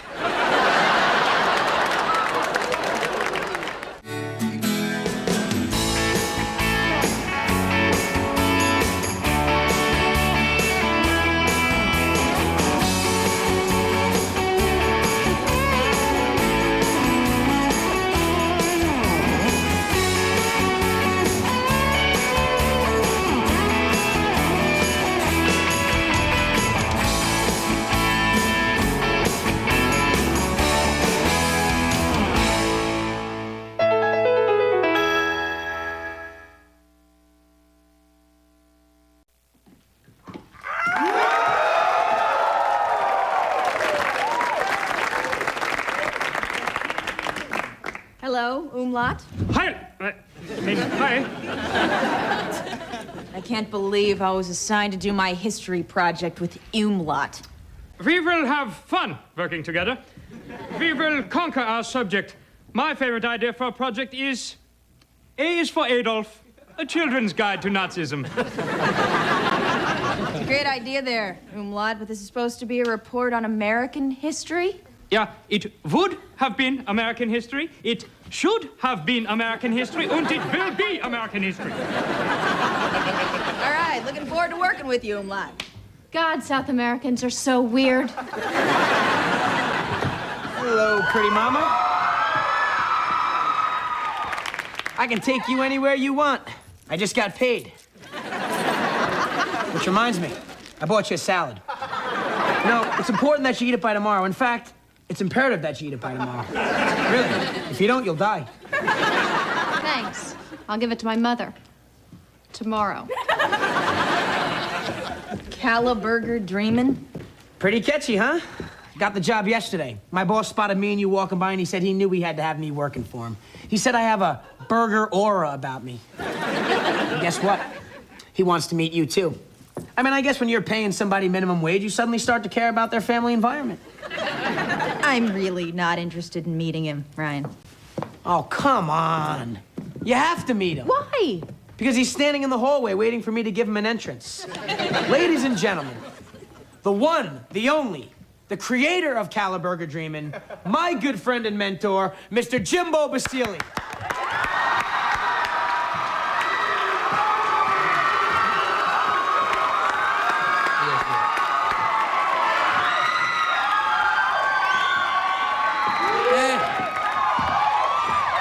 Wait a minute. I know you. Yeah. I saw you buying a drink of Java Juice. Well, I'm gonna run them out of business. I beat them all. That Mongolian all-you-can-eat place, that Meow Meow Thai barbecue. Even that Rotten Jones kid with that stinking lemonade stand. I said, how you gonna compete with a 12-year-old? Easy. I undersold him 2 weeks in a row. Bankrupted that little squirt. I'm just a little kid. I invested a year's allowance in my little stand. Well, I'm crying for you, punk. Why are you telling me? I'm using you to subtly show off my power. Chicks dig it. Now take a hike. Hey, boss. Hey, Oh, well. Brian. Boss, it is an honor to welcome you to my little school, and may your first child be a masculine child. Get those lips off my butt and use them to introduce me to your sister. Tiff, this is Jimbo. Jimbo, it's my sister Tiffany. Enchanté. When I first saw you, I knew you were the most beautiful girl I'd ever seen. Let's do something tonight. I'm retraining my Furby. Play hard to get, I like that. But remember, I always get what I want. I never quit. Not fired, am I, boss? Not yet. He's real determined. Yeah, well, you know what, Ryan? Lots of people want what I have. But the only person with a vote in what I do is yours truly. I don't get it. What does she have?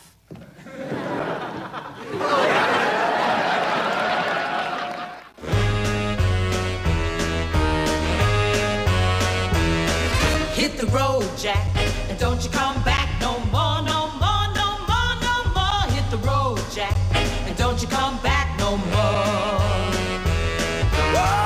Oh, woman, don't you treat me so mean. You're the meanest old woman that I've ever seen. I guess if you say so, I have to pack my things and go. That's right, hit the road, Jack, and don't you come back no more, no more, no more, no more. Hit the road, Jack, and don't you come back no more. Oh, what you say?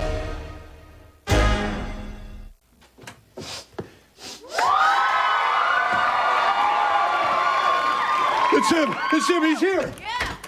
Yeah. Russ, the food is dripping. Don't waste that grease. There we go. I love this job. We spit in the burgers, we spit in the patties, and Howie's got a real bad cold. And he's in charge of the cheese.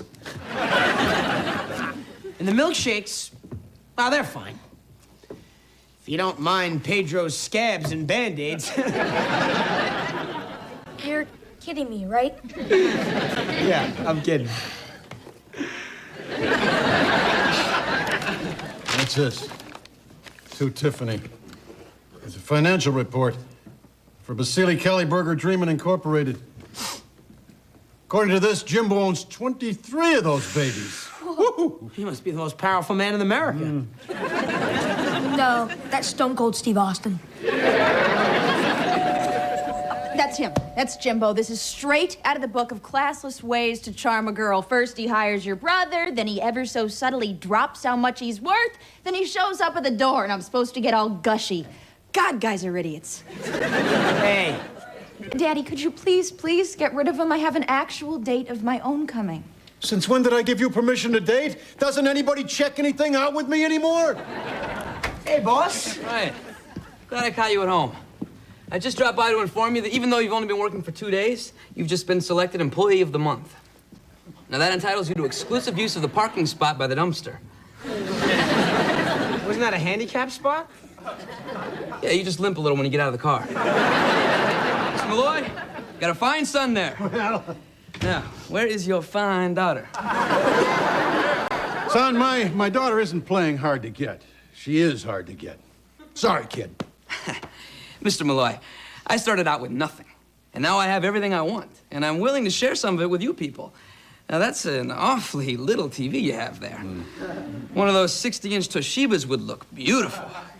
Make yourself at home, Jimbo. Daddy, is it safe? Well, it's as safe as an investor's money in a Kevin Costner movie.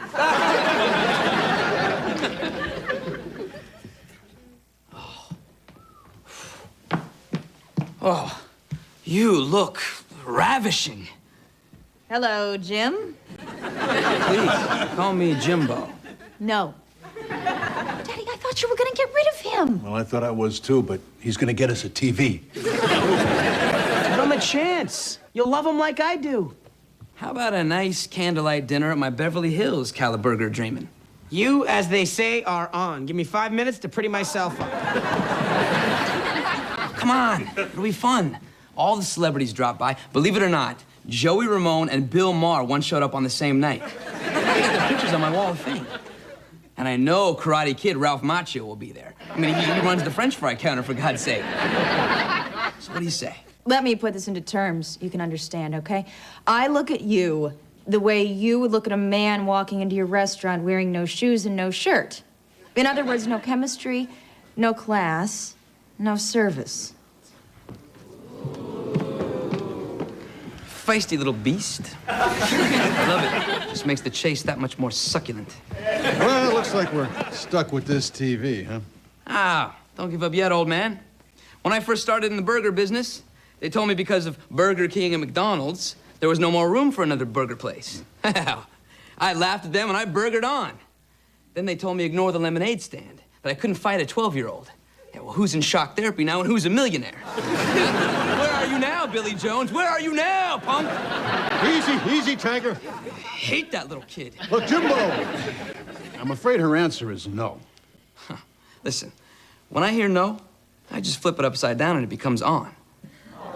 You see, no turns me on, get it? That is uncanny. When I read the word cat, it comes out Clintempic.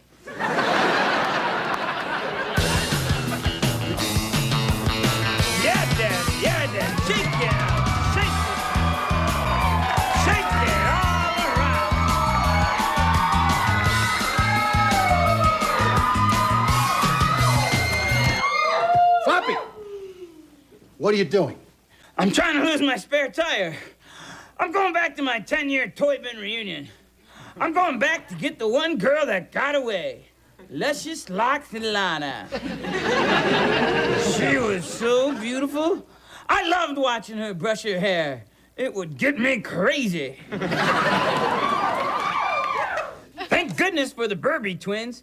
There's nothing like a threesome to show you how stupid true love is. So what you're telling me is that you and Luscious Locks Lana, you never actually... Never! I got real close one New Year's Eve, but she woke up. Ah, Jack, there's nothing like going back to a reunion a star. Before me, the most famous stuffed animal was Liz Taylor. She was in the toy bin? Logic hurts the joke, Jack. Everybody knew I was gonna make it big because I was Nanky Poo in the toy bin production of The Mikado. A wandering man minstrel I. Yeah. You know, I was pretty cool in high school myself. Yeah, I was first alternate to the third leper on the left in Jesus Christ Superstar. Hey there, carpenter, what can you do for me? My fingers are falling off. Jack, you make Christianity come alive for the kids. But back to something interesting. I'm gonna strut into my reunion, give old Luscious Locks my love look.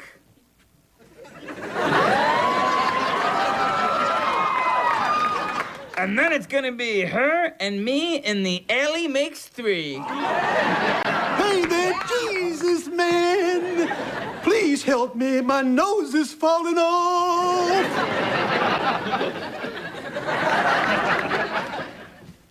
Has Jimbo given up yet? I haven't heard from him for 2 days. The skywriting above my house has stopped. The blimp has landed. I can finally turn on the radio without hearing, "This goes out to Tiffany from Jimbo. Hit me with your rhythm stick." Hey, baby. You turned me no. Token of my affection. A statement of your net worth. Let's see. 37 cents, 2 sweatshirts, and 4 pairs of underwear. You're rolling in it.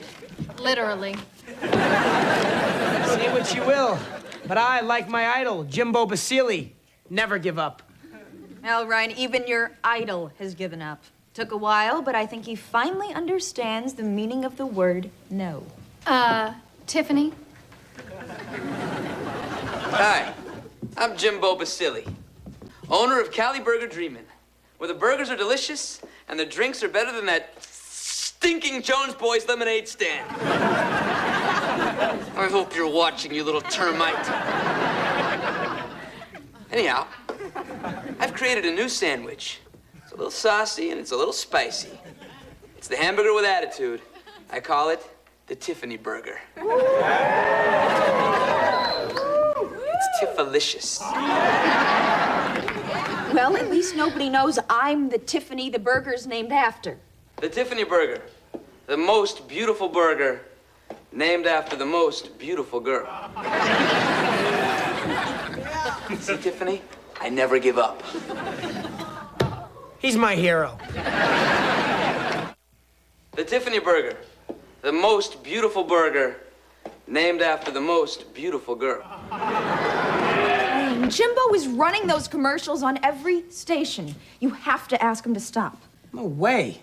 I saw what he did to the lemonade kid. He's got it on tape. Can I get a copy? Why don't you give Jimbo a shot? I mean, everybody else seems to like him. He is ruining my life, Ryan. He made you famous. Oh, doesn't Tiffany look good? I had Tiffany for lunch. Delicious. Anybody want a piece of Tiffany? Boy, Tiffany sure goes down easy. People, I make fun of you. I'm not here to be made fun of. Isn't this interesting? For the first time in history, more people have had you than me. Yeah, what's really interesting is that Umlaut here had you for lunch yesterday, but he's not exactly bragging about it, is he? God, I'm going crazy. I can have Tiffany every day. She's finger-licking good. Bite me. I think I will.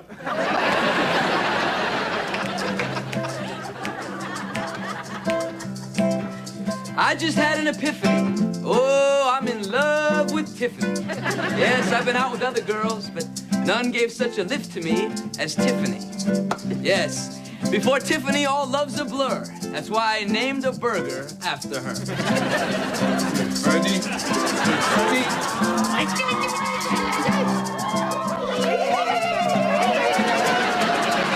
God, will you please shut him up? Oh, it is just so beautiful. Could you get him to rhyme something with Jack? Crack addict. I've got a father and 2 brothers, thought I. I'll always be protected from psychopathic burger barons, I thought. Well, that singing's worse than the Al Franken show. Get downstairs. Go away. She brings me so much joy. That little girl named Malloy.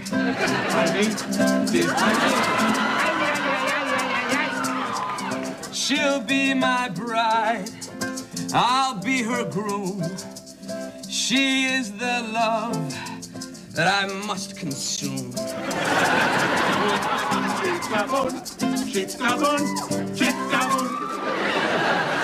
You are embarrassing me in front of the whole neighborhood. More! Go out with him. And he's not getting any. He'd get something over here. Everybody gets some over there, Mrs. Beasley. Look, you've got to stop, all right? You're making yourself look foolish. Not according to Mrs. Beasley. Why can't you just take no for an answer? I don't know. I'm sorry. I guess it all started in the orphanage. The food was bad and there wasn't enough of it. We asked for more gruel and they said no. Well, I wouldn't take no for an answer. I got everybody all the gruel they could eat. The only person who ever gave me a no was people who came to adopt me. Nobody wants a 12-year-old. I'm so sorry. Look, Tiffany, I know I'm pushy. But from that very first moment I saw you, I just felt that you were the one. That perfect person, my soulmate. And I knew if I didn't try that I'd regret it forever. I mean, how do you know I'm not the right guy? Think about it. Give me a chance. Or maybe you'll end up regretting it forever. Wait. No. I don't need an answer now. But if I don't hear from you by tomorrow, I'll know that it's too late for our love. Good night, Tiffany.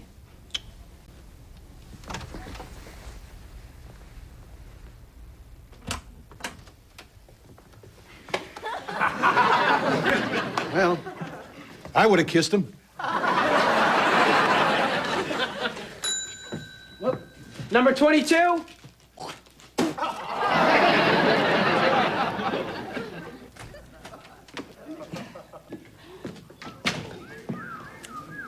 Hi.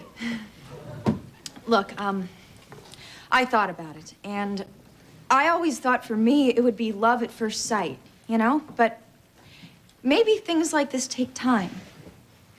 So let's try it. I'll go out with you.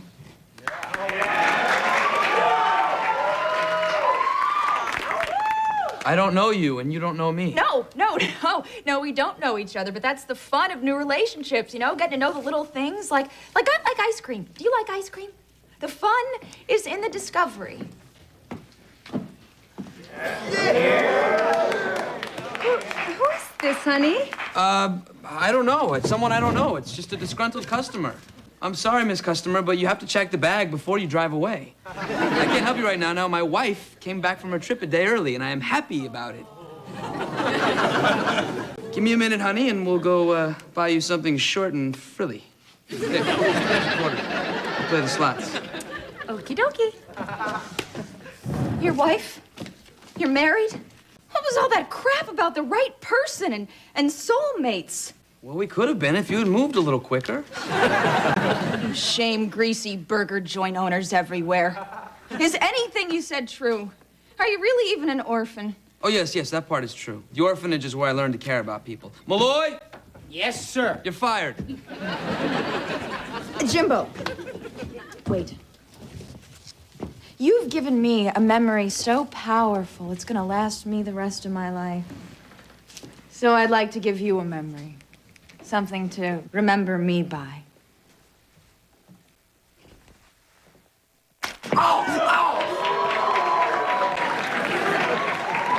Remember that. Honey? What? I don't think there are any slots here, so I made a wish and threw the quarter in the fryer. Well, that's a quarter you owe me. Mom, Dad, watch the place while I'm out. Son, can we have some scraps to take home for dinner? Don't they feed you with the Salvation Army? Come on, baby. Let's go play Amazon in captivity.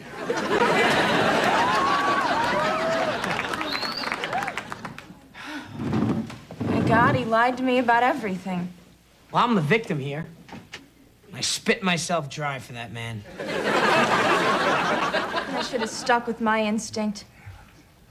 Girls, If you're with a guy and he's telling you he's feeling something special, bear in mind that the deepest emotion a man is capable of feeling is hunger. So while you're thinking about a family, he's thinking about a dish of peanuts. And even while he's eating that peanut, he's thinking, hey, that guy's got a cashew. How come I don't have a cashew? Yep. The other guy always has nicer nuts. Wait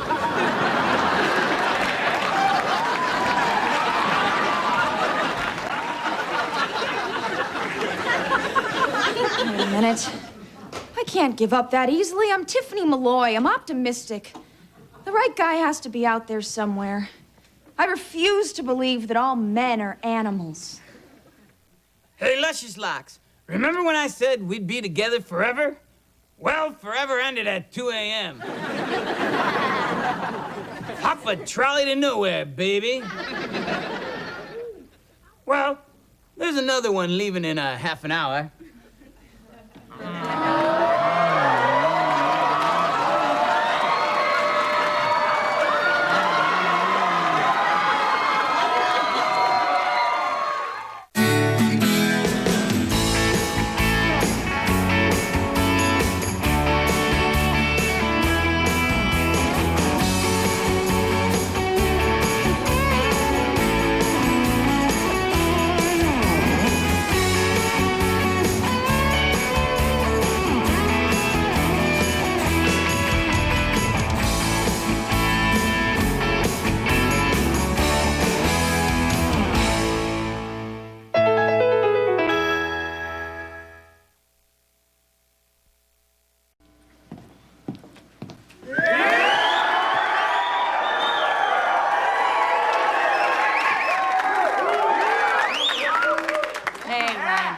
Hey, did you hear about the pervo who keeps going into the girls' bathroom? Just a second. I will not go into the girls' bathroom again. I will not go into the girls' bathroom again. You know, I feel like a real idiot writing this, because, I'm going back in there.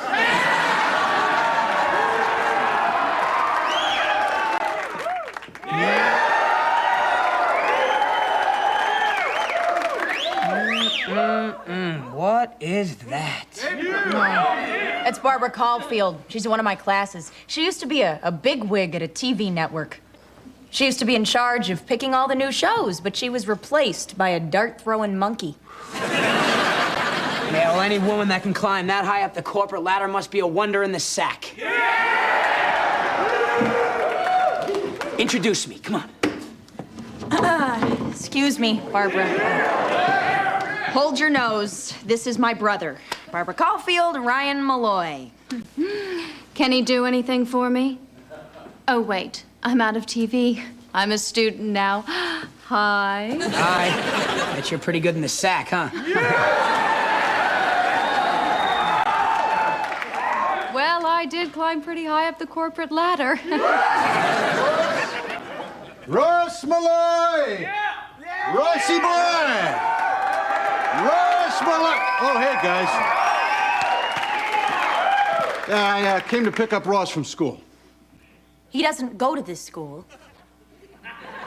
Yeah, that's right. He's the young one, you're the stupid one.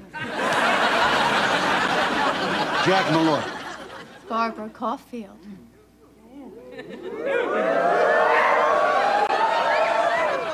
I don't know what else to say after Jack Malloy, except if I put a fiver in your G-string, would you mind if I took back 4 ones?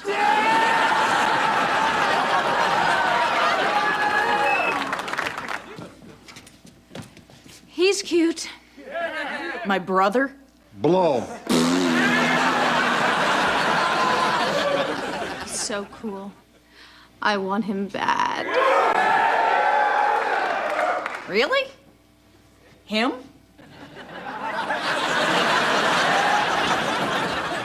She's looking at me, Dad. Pretend like I did something impressive. Oh, say. Huh? Yeah.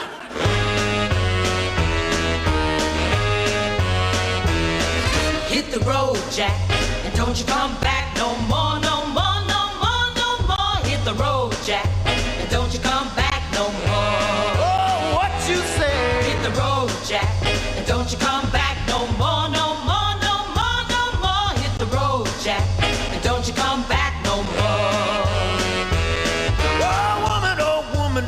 me so mean. You're the meanest old woman that I've ever seen. I guess if you say so, I have to pack my things and go. That's right, hit the road, Jack, and don't you come back no more, no more, no more, no more. Hit the road, Jack, and don't you come back no more. Oh, what you say? Come on back.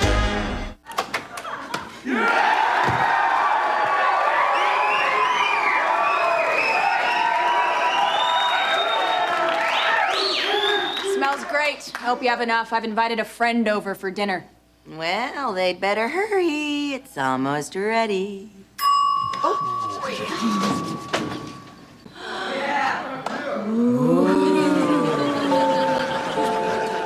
Oh, that must be her. Tell me who this person is so I'll know how to time my headache so I can leave. She used to be some kind of a bigwig at a TV network. Oh, a semi-celebrity guest. Oh boy, this girl wants me so bad. Listen to what that doorbell is really saying. I love Ryan. I can't wait. Ryan's my stud. Answer the door. She's gonna go home. Shut the hell up. Get in the door. We're lazy, not deaf. Hi.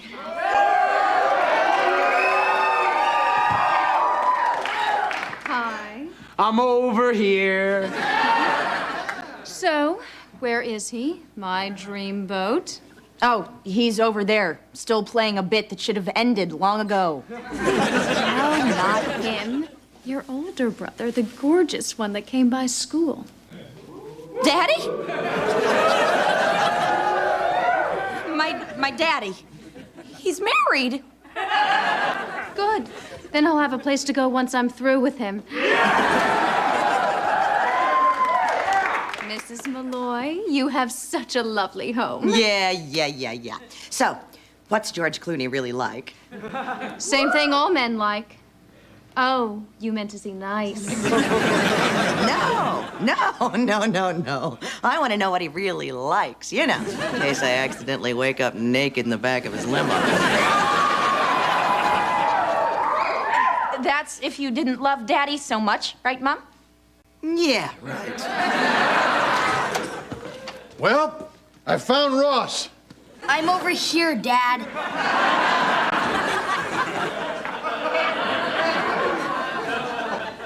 So I guess that really was your mother screaming and running down the street after us, huh? Look, here's $10. Get yourself a cab and go home. Hey, so one. Well, here's $9 worth of advice. Don't get in a car with a stranger.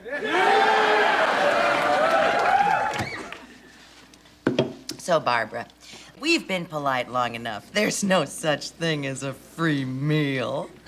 Your good friend Tiffany and I have a wonderful idea for a television series. Excuse us. Mother, that's just using our dinner guest. Oh, yeah? Well, exactly why did you invite her over here? To help Ryan.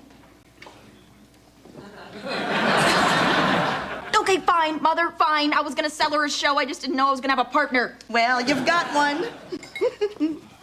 So, what's Jenny McCarthy gonna do after they cancel her? Get fat and get a talk show? Tell her I've got a job for her. It's not an acting job, so maybe she can do this. Get lost. You're bothering our guest. So, Barbara, can you get us a meeting in a network? Well, I can. I could also wear steel wool underwear. But why would I?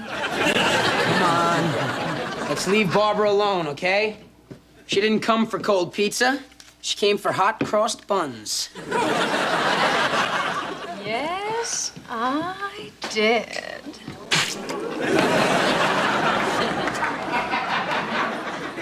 I want everyone to stand up.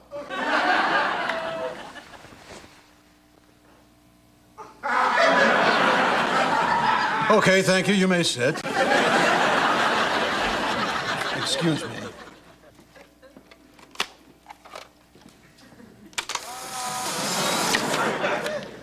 I'll be right back.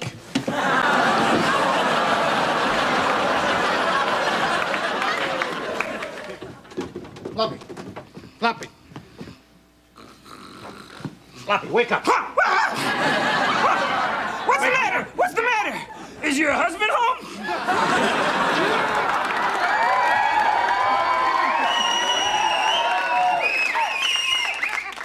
Oh, it's you, Jack. Yeah.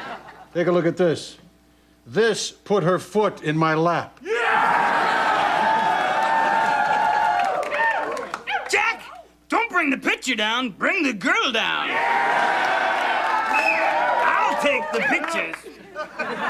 No, Floppy, I don't want to do anything. I mean, I'm a married man. So is Bill Clinton.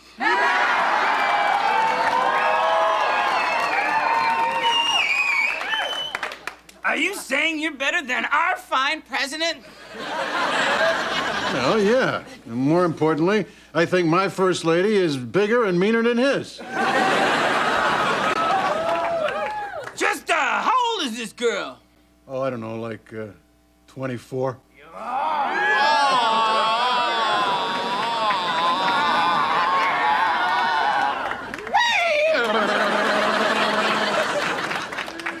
That put her foot in your lap.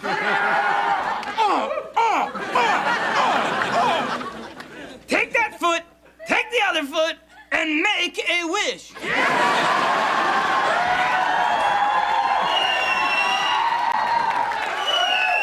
I told you I can't. I'm a married man. I took vows.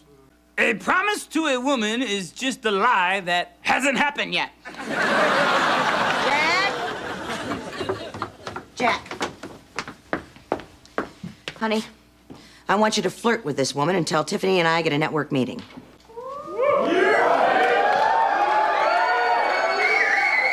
What exactly do you mean by flirt? Well, a good general rule is, if it feels good,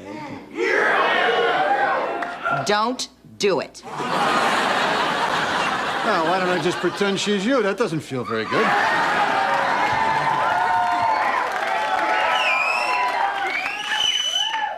That's marriage, kids. See what you're missing? How about that Sabrina the Teen Witch? I could show her some magic.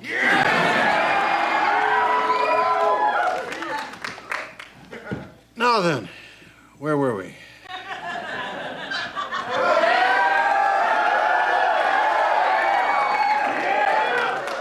Yes, there.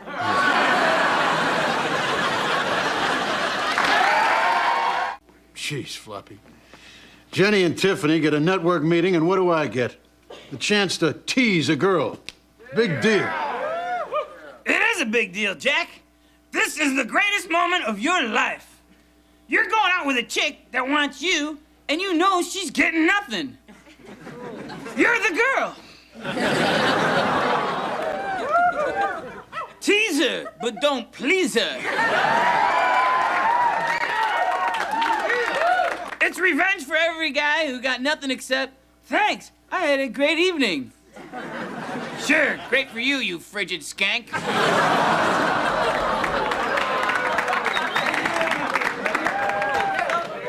Well, it's payback time. Vengeance, thy name is Jack. So what are you gonna do, buddy? I'm gonna plow her! No, wait, no, I'm sorry, I forgot. No, I got caught up in the moment. No. I am a tease, and I must dress the part. I got plenty of hoochie-coochie clothes from the swinging 70s. Damn.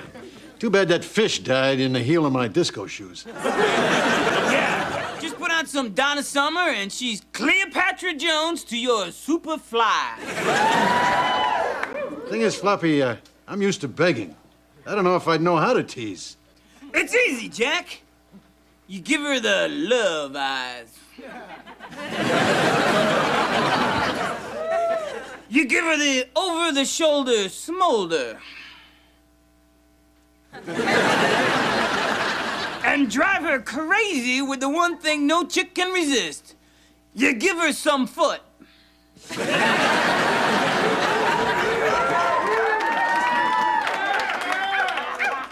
Show her your power, Then let her take a cold shower. I got it. But, Floppy, what if I weaken? Then plow her!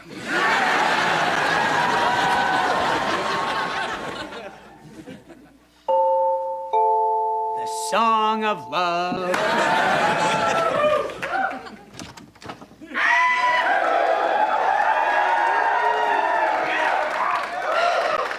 Sweet patootie. I love a girl who comes to get what she wants. And I love a man that doesn't talk like a doorbell. Is your dad here? Ah, don't worry about him. It's nighttime. He never leaves the basement.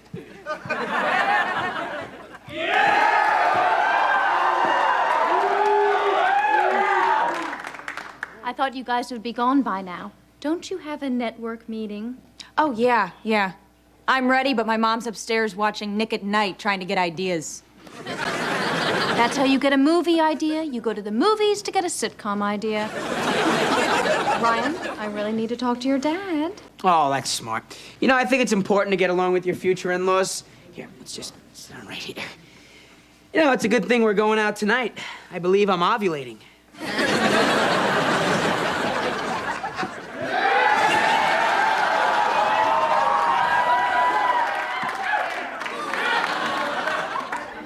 Hey, Foxy lady.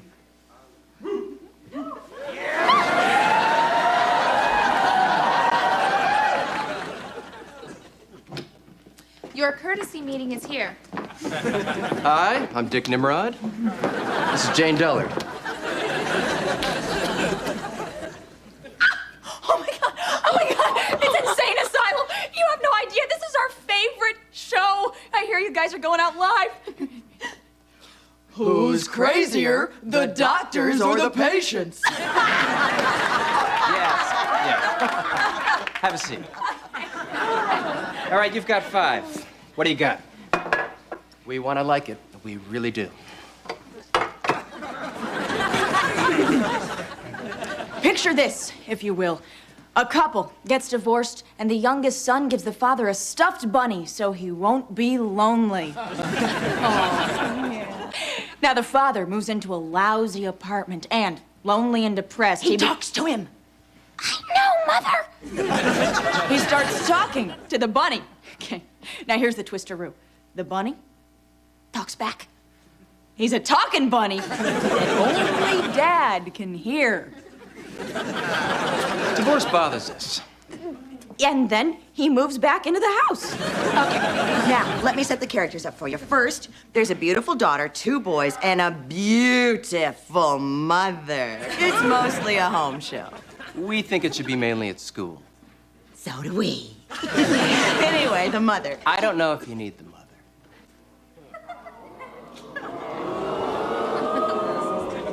Well, then why'd you have the father move back in the house? You gotta have the mother. Otherwise, it's just a stupid, disjointed show about school, a bunny, and a guy. The mother is the glue that holds the show together, you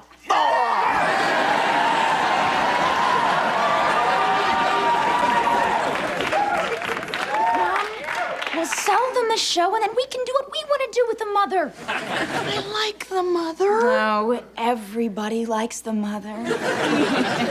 Okay, let me just set the scene for you, okay? Both kids want to borrow the car at the same time. Now, the father really loves the mother. No, he doesn't. He loves the daughter. Mother. Daughter. Mother. Daughter. Mother. Daughter. Mother. Daughter. Get the picture. WB. Do you really think that we could get on the WB? No, I was calling for the security guard. WB? Come along now, ladies. It's okay. Not everybody can be a writer. By the way, have you had a chance to read Security Dude? Perhaps you would like to hear our catchy theme song. We married young because of Cupid. We had 3 kids. 'Cause we were stupid.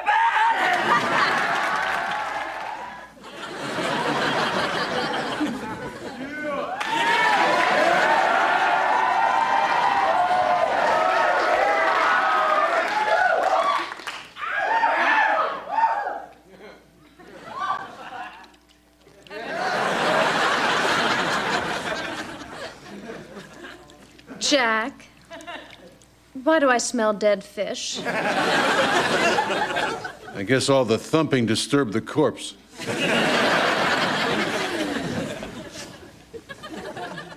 By the way, why does the bunny have the camera?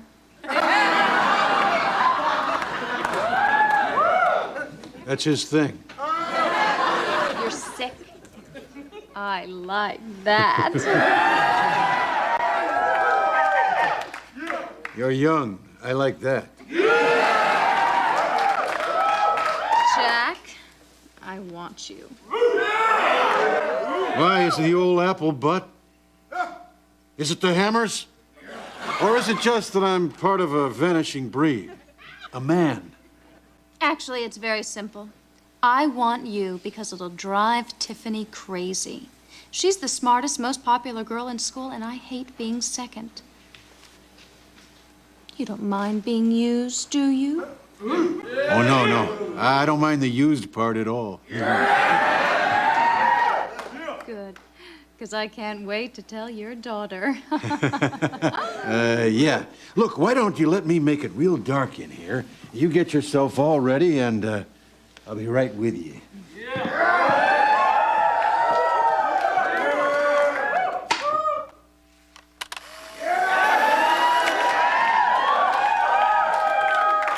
That darn bunny. I'll be right back.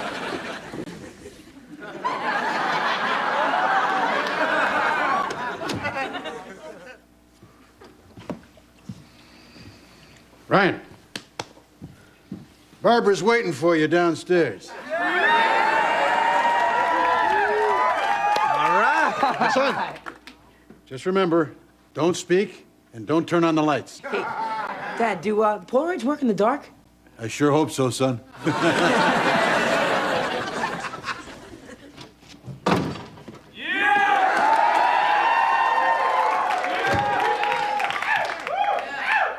What a sham.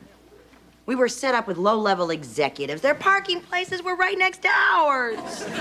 I'm just glad somebody decided to slash their tires and pee in their fancy little convertible. You better just hope those security cameras weren't on Mom. Oh, yeah, like I'm the first disgruntled writer to pee in their Porsche. I just wish that little husband chaser Barbara could feel as used and humiliated and degraded as we did at that network. Oh, she will.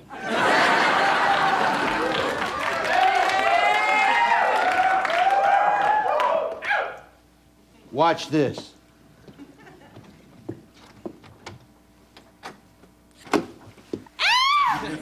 Suffer, baby, suffer.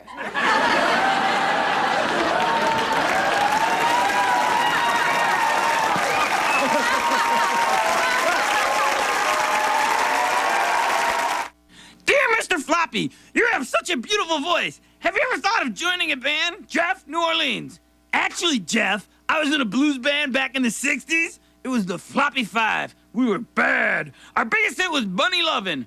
Props? Da-da-da-da-da. Oh, baby, you could have had it. You could have bitten my carrot. Thank you very much. Gee, I wonder if the other guys in the group are starving.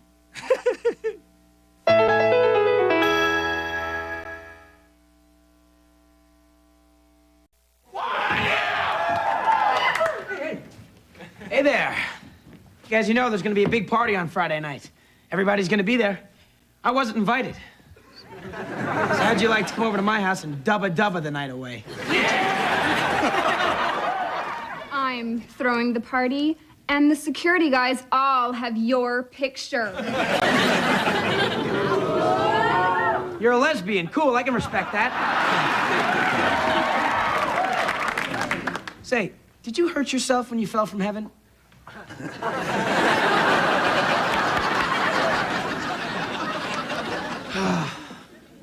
I don't think I'm ever gonna get a girlfriend. No, probably not. Unless, of course, you wanted to. I'd rather wear pink. Right, cheery pink. I may as well face it. I'm gonna spend my life alone, living in isolation. You know, the truth is that the universe is indifferent to us and nothing is certain but death. Man's joys and disappointments are merely brief flickers preluding an afterlife of nothingness. Tell me more. Tell me more. I may as well embrace the abyss of my existence and delve into the darker side of the human condition. The seamy underbelly of the soul. The degradation of danger. The voluptuosity of doom. But I'm not a depressed person. I'm a happy-go-lucky all-American kid. Hey, there's a shiny quarter in the gutter. The sun is out. Let's go out and play. Hey, buddy, it'll be okay, because tomorrow's a brand new day kind of guy. You're just a tease. Hey, Ryan.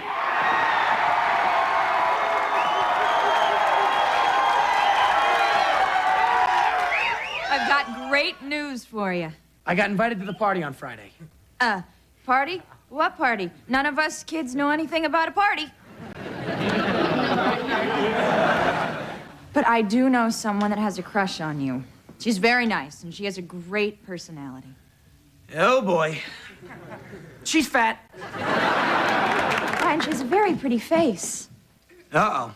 She's really fat. All of us girls are just crazy about her. Oh, if the girls like her, she's enormous. Right? I'll just get her and tell her you're not interested. No, wait, did you hear me say that? Now, let's have a look at her first. Oh, Taffy. Ryan, I'd like you to meet Taffy. Taffy, this is Ryan. What are you talking about? She's not that fat. All right, I'll just leave you two to get acquainted. I saw you at the baseball game last night, and I liked the way your tushy looked in your little suit. Say, did you hurt yourself when you fell from heaven? God. So this is what it feels like. Could date to win page 74 possibly be wrong? Maybe I'm moving too fast. Would you like to have dinner tonight? Oh, I don't have enough money. Oh, of course, it's on me. American Buffalo, meet American Gigolo.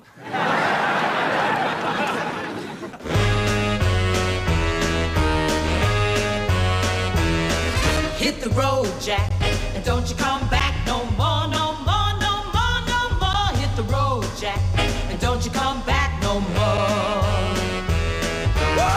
Oh, woman, don't you treat me so mean. You're the meanest old woman that I've ever seen. I guess if you say so, I have to pack my things and go. That's right, hit the road, Jack, and don't you come back no more, no more, no more, no more. Hit the road, Jack, and don't you come back no more. Oh, what you say? Ross, what are you doing? Assuring myself a good date for the big dance. I'm sending every girl in school candy, and I'll get it back in love. Or whatever passes for love in 7th grade. Ross, it's a Sadie Hawkins dance. Why don't you just relax and wait for someone to ask you? Oh, boy. What a night I had with Taffy. Tell me the truth, Tiff. I mean, she's not that fat, is she? All the girls think you make a really cute couple. That fat, huh? And only one thing matters. Do you like her? I like the service she gets at restaurants. So you're dating a Chubbles? Her date was her plate. I was just sort of there to watch and duck the bones. She's nice, though. She's a saucy little Lewinsky. So did she say anything about me at school today? Please, Ryan, girls aren't like guys. We don't talk about that kind of stuff. Hi, Barbara. Hi, Tiffany. What's the story, little Hori? What's the dirt, little flirt? Have you heard about Ryan and Taffy? Did they really go out? Uh-huh. Was it Taffy who paid? Uh-huh. Was there love in her eyes as she plied him with fries? Oh, yeah. Was he afraid? Uh-huh. Did he really get high, Barbara and Tiffany? Hi, Caitlin. Did she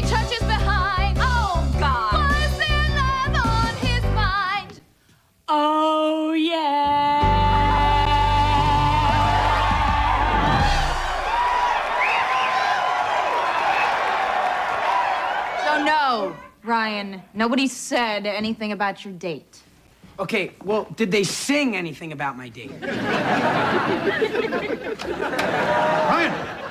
I hear you're dating a chub. How'd you know that, Dad?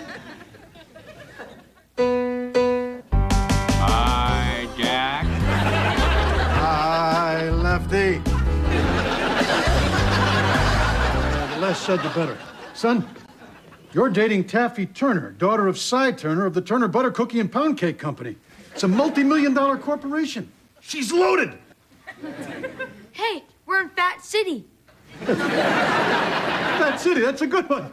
Give the kid a penny. I don't have a penny, Dad. All right, well, that's a penny you owe him. Look, Ryan. Don't screw this one up. I know you, and I know failure. You both have the same look and smell about you. Son, you're an idiot. Your only hope is to become a fat girl's plaything, but bear in mind that fat girls, like old men, like them young. Well, pardon the expression, but jump on this one, son. Just put on your spurs and ride it on over to Easy Street. We love you, Floppy.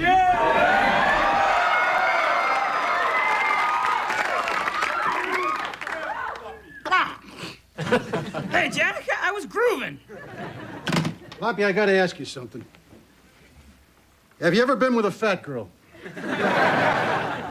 I've heifered around. I once dallied with a Punky Brewster doll. But I had to drop her. Broke up with her, huh? No, I dropped her. She was giving me a hernia.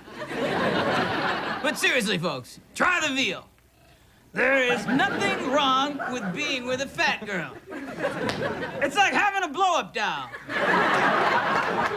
You don't want your friends to know, but it's a nice way to end the evening. Especially if they have money. Blow-up dolls don't make a lot of money, Jack. Well, they should. Come on, Floppy. Marrying for money is a time-honored profession that pays off. Look at Tom Arnold. He lives in Beverly Hills. James Brolin lives in Fear, but in Malibu. And he's saying every night, "Oh, God, don't come home tonight, Barbara." Men have been marrying women for money since ancient times. Take Ricky Ricardo. I'm sure he wanted to split Lucy's skull every time he woke up next to her. Yeah, he loved Lucy about as much as I love Raymond.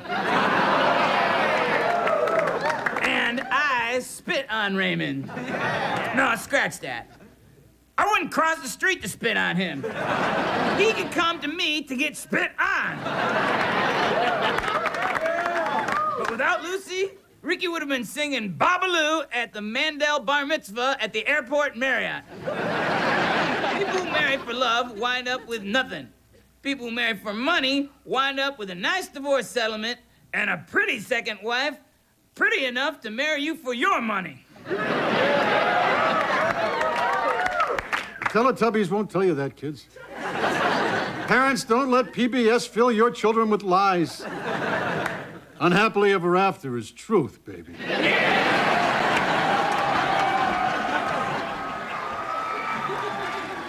Hi, Tiffany. Hi, Hi, Taffy.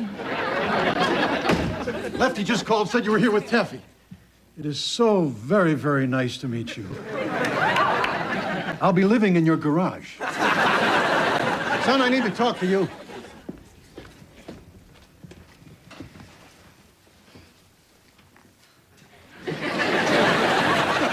Hi. Now, look, son, I know you're nervous, but just whatever happens, stay on top. And try not to fall off when you hear the bell. Dad, I really don't think I want her. I think I'm gonna tell her we should just be friends. Don't you dare. Now, face it, your only other choice is selling diseased oranges to passing motorists. Go get her, son. She's your future. And from here, she looks big and bright. So I sent out 200 job breaks. Hey! Go find your own fat girl to bore. This one is Ryan's. All right, let's go. Everybody upstairs. Come on. Stay on top. You know what I want?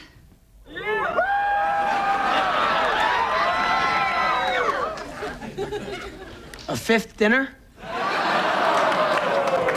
More or less. Bruised oranges. Get your bruised oranges. I'm going in. So, which of your thousands of offers did you decide to accept to the Sadie Hawkins dance, so popular, Ross? Gee,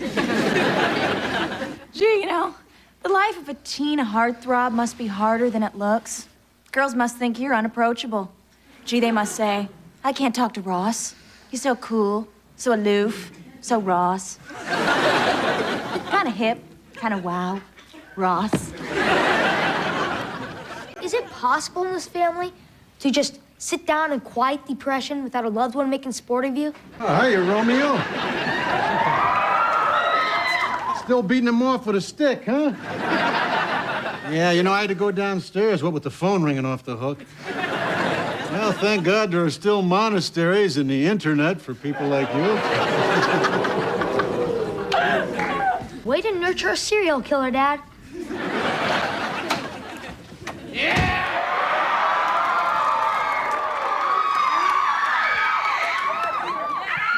Bonjourino, family.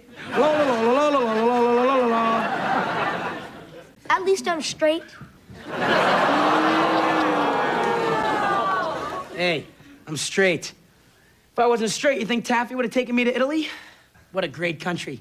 In Italy, she's thin, and I'm smart. Don't you have any pride? What time is it, you say? Hold on. Let me check my 4 time zone Rolex. I'd rather be home alone than be with a fatso. Hey, be nice to your brother. His chick might have a fat little sister with your name on it. Does she? Sorry, but this is wrong. The human heart can't just be bought and sold. You're supposed to marry for love, not money. Oh, yeah. I'm sure the girl who married Bill Gates sees that nerd looming over her and thinks, oh, all my girlhood dreams have come true.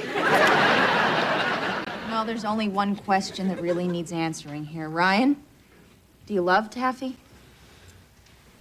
I love my new silk suit. I love my watches. Oh, yeah. I love the fact that people that are smarter than I am are carrying my bags. I love the way a $20 tip can wipe the sneer off a snooty maitre d's face. What's not to love? Hey, hello? You're talking marriage here. Marriage is a beautiful, sacred thing. Did you know that, like, 38% of them last more than 2 years? All you ever do is talk about marrying people for money. First, you have to fall in love with the person. Then and only then do you check his bank account to see if that love is real. The important thing is the love comes first. I'll show him. When it comes time for a regular dance, I'm not asking any of them. See how they like that. Oh, yeah, that'll show him. All right, I gotta go pick out my outfit for tomorrow at school.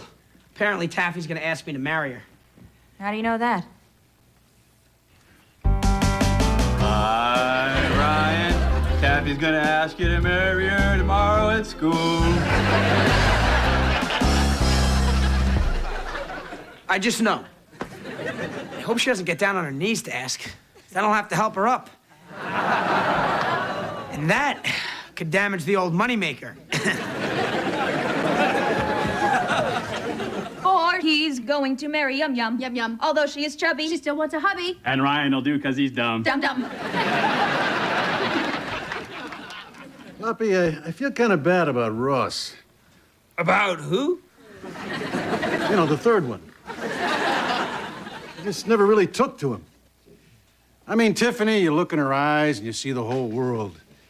And Ryan, well, he just kind of grows on you. Like a dog you got at the pound. Nobody wanted him.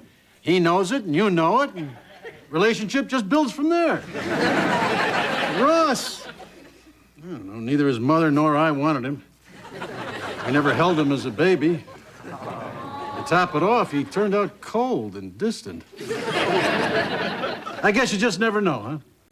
Where are the thieving gypsies when you need them? Let's face it, the third kid is just extra. The third of anything is no good. The third Godfather, the third Kennedy, the third Reich, and the 3rd of September. What was that? The day Ross was born. Oh. Today? Flappy, you know what? I am going to spend some time with Ross. I'm going to show him that I care. I'm going to tell him that despite the way I feel, I love him. Now, today is the day of the Sadie Hawkins dance, and he's up there all alone. I know. I'm going to take him bowling to show him that someone cares. Hey, Ross! Yes, Dad?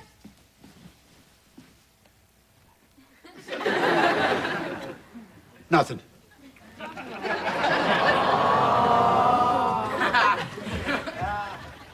Jack, did you see the look on his face?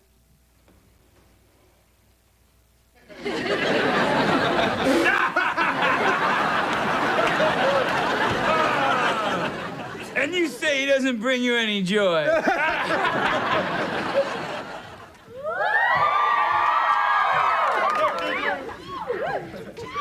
Hey, Barbara, here's a 20. You should go buy yourself a smile when you talk to me. Ryan, you're suddenly strangely exciting. Perhaps it's that 4-time zone Rolex you're wearing. Save your slobbering, skinny. I'm taken. What's that? It's to protect my back when I help Taffy up. Ryan, before you say yes, please just think about what I said about love. I did. And you know what I realized? I realized that I love being adored. I mean, I could chase some beautiful skirt like this, and if I do get lucky, I wind up the less loved of the couple, spending a lifetime trying to please her until she turns old and ugly. But I'm not gonna sit around and wait until she turns 30.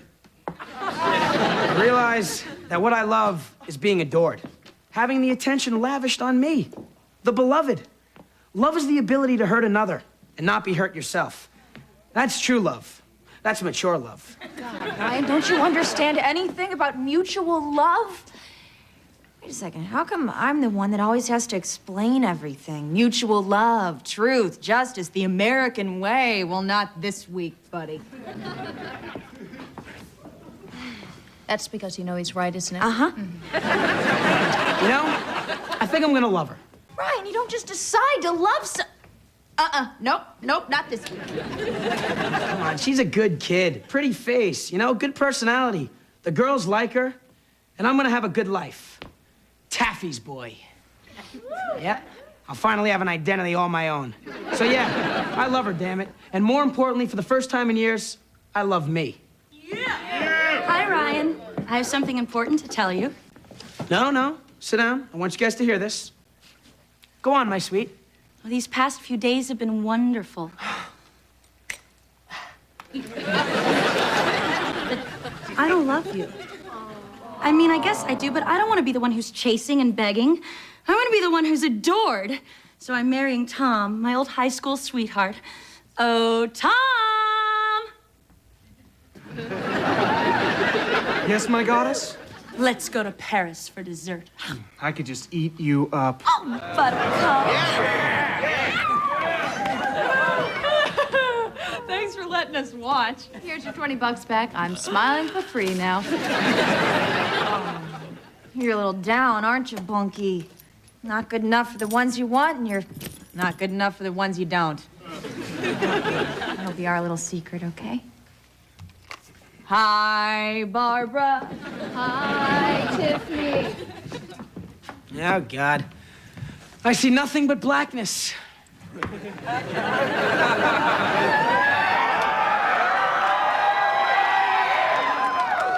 Doom, gloom, boom. May as well embrace the abyss of my existence and delve into the darker side of the human condition. There is no brighter side. There is no quarter in the street. Just the toothless bum of despair looking for the handout that is your soul.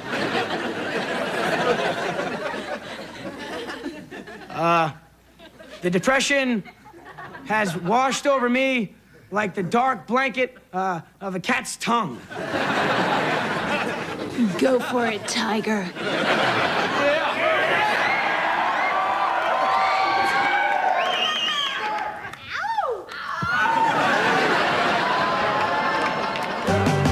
And so we went for it. Oh, yeah. Now he's in the hospital. Too bad. She ate him alive. Oh, no. We're not sure he'll survive.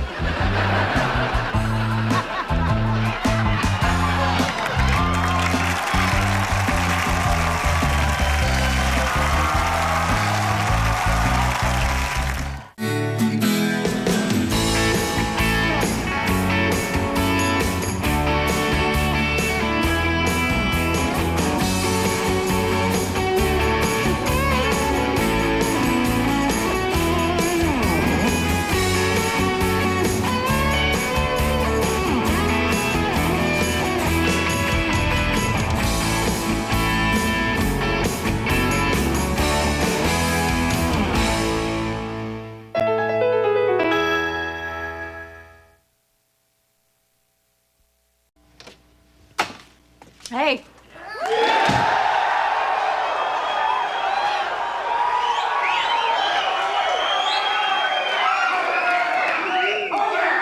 Ross home from school yet?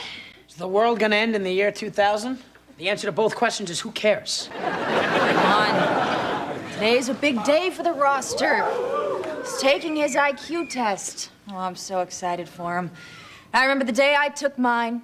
2 newly sharpened number 2 pencils, as recommended by the Educational Testing Service. I took mine with a dull crayon. Yep, me and Joey the Drooler Labona were the first ones finished. Oh, how we laughed at the other kids as we rushed blindly into traffic. Joey would have been 20 today. I aced it. All right. McDonald's salads all around. By the end of this week, I'll be out of that dead-end dump they call public school. Because I'm going to the Thurston Howell Academy for the Gifted. Ooh. No, by gifted, they mean rich. They like to bring the smart kids from the mean streets like me, to break up all the inbreeding. So they don't end up like the Kennedys. Yeah, those stupid Kennedys down the street, always drinking and fighting. I think he's talking about the real Kennedys. Yeah, those are the real Kennedys. They have one of their damn compounds down there. That must be where they hide from Schwarzenegger. Oh, you Kennedys. Where is everybody? It's your old friend Arnold. Come out. I want to terminate you. Ho, ho, ho. Oh, Maria, they do not like me. They think I'm a monster. But a monster wear Armani underwear? Let me in or I will eat you one by one. Are you quite done yet? Good. Yep, me at private school. Today I told my classmates, so long, suckers. So what was your IQ score? I don't know yet. They only tell your parents. Dad went over to pick it up for me. Like he'll be picking up my groceries when I'm rich. Just like Gary Coleman's father. Hey, kids. Great news. Ross is not going to speak anymore? What a windbag, Dad. I'm glad he's going to private school. Well, he's not going to private school. Matter of fact, he's not going nowheres. You mean he's not a genius? Is he as dumb as me? Lord, no, son! You're still the champ of this team! Russ! Come on down here a minute, will you, son? So, how'd I do? How did I do? Tiffany, could you sit all the way over here, honey, and Ryan sit at the other end of the couch? Thanks. Now, Russ, on one end we have the genius level, and the other end, Mr. Potato Head. So, where do you think you fit in? It's easy. No, not exactly. I'm afraid not. There we go. Perfect. You're exactly average. There's gotta be a mistake. I'm not average. I know I'm not. They made a mistake. How many glasses of water a day do you drink? 2.2. How much TV do you watch? 4 hours, 13 minutes. How often is one of your friends killed by random gunfire? Every 8 minutes, give or take. Average. Ross, with a little bit of hard work and some good old-fashioned gumption, you can be anything you want. Oh, baloney oil. Don't be like Mike. Be like me. Be nothing. Think of this as the start of a 60-year vacation. If you never rise up, they can't knock you down. Ross, no one ever died from not climbing a ladder. Dad, I need someone to talk to. Yep, still the #1 stupid in this family. Right. This IQ test has permanently damaged me as a person. I'm lost. I feel alone in this world. I need some guidance.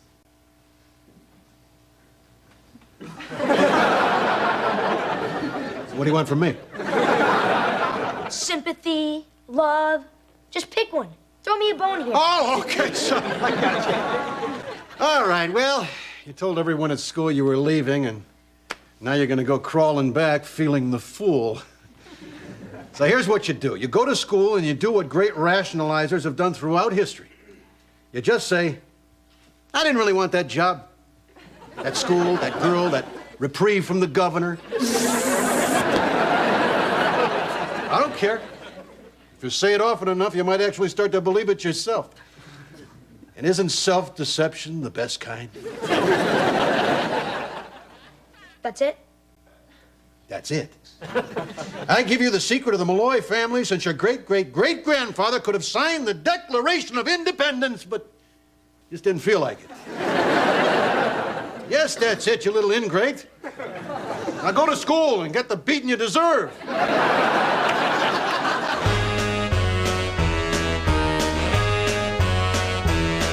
Hit the road, Jack, and don't you come back no more, no more, no more, no more. Hit the road, Jack, and don't you come back no more. Oh, woman, don't you treat me so mean. You're the meanest old woman that I've ever seen. I guess if you say so, I have to pack my things and go. That's right, hit the road, Jack, and don't you come back no more, no more, no more, no more. Hit the road, Jack, and don't you come back no more. Oh, what you say? Floppy! Floppy, your mail order minister kit finally got here. You are looking at the Reverend Mr. Floppy. Ooh, my white wig. Yeah. An angel wings. A bottle of false tears. Hey? And a discount card accepted by most local hookers.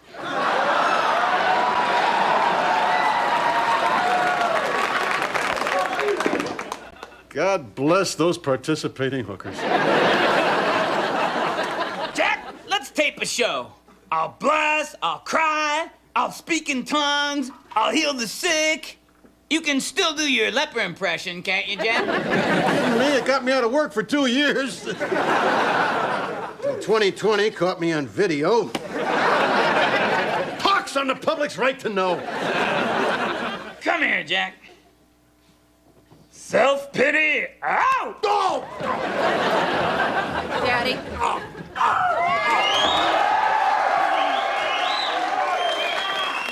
Daddy, can we talk? Ross is really upset about his IQ test. Yeah, he's sad because he's stupid. So I think that he should take a retest, but that takes a parent's request. So I think that maybe Ryan and I should pretend to be Ross's parents because you might launch into your leper impression like you did on What Does Your Daddy Do for a Living Day. Kids ate that up. I thought you were cool, Dad. So, do you mind if we pretend to be Ross's parents? Well, sweetheart, I think maybe it's time you took over for real. You see, I really haven't had a chance to bond with the boy yet. I'll, say a prayer for you. Save your prayers for Judge Judy's blind dates.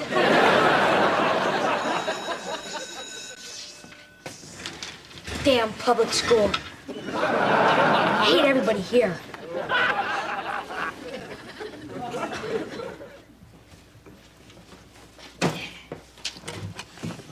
Ross, I thought you were transferring to that smart, snooty school.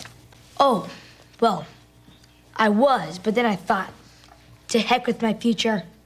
I'd rather be with you. 'Cause baby, baby, baby, you complete me. Oh, Rossi. Excuse me.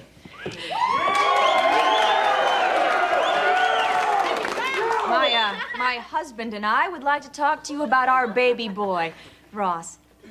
How dare you say our Ross scored 100 on his IQ test? Our child couldn't possibly be normal.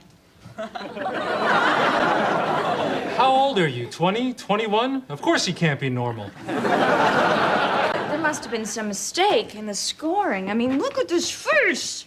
Does this look like the face that scored a lousy 100 on his IQ test? Sit up straight, honey. Show off that pretty face. What are you doing to me? Don't sass your mother, you little... Gee, everything looks pretty normal. We know that our son is very smart, and as his parents, we're demanding a retest. Well, I don't think we can give a retest. Just... Hey! Don't sass my wife.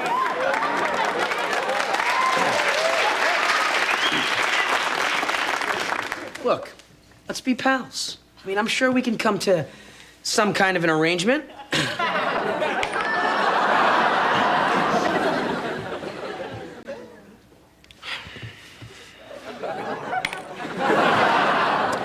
You're very persuasive. I think we can work out a retest for the boy. 50 cents for a kid that I'm not even sure is mine. His ears, all right. Look at him, mouth open like a fish, not a thought in his head. You look in his ear, you see daylight. You know, you're asking for it. Yeah, you know what? In the deck of life, you're the two of clubs. You know that's what you want. Well, you're getting another chance. And I'm getting another Zima. Well, I won't be here to smell it on your breath. I'll take that test again. So long, sucker. And that goes for you too, you little tease.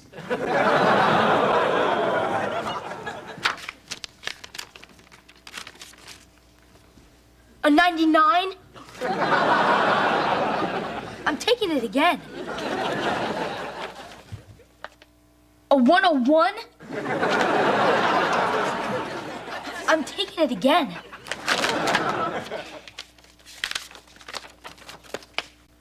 A 100? Might as well face it. Guess I'm average after all. We've failed as parents. Let's sell him to a couple of show business lesbians and buy a whirlpool.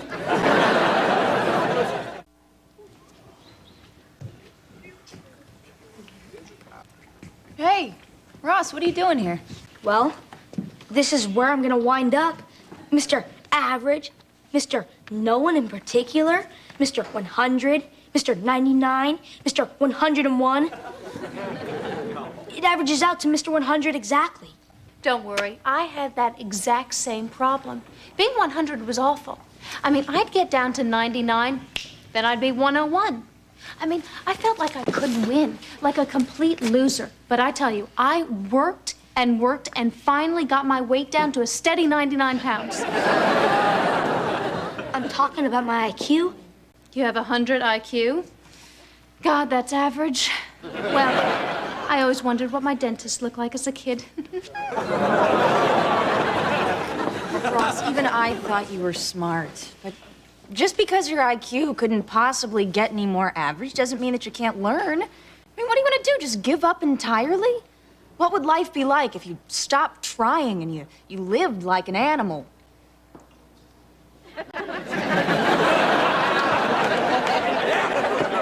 Fine example you are to the boy.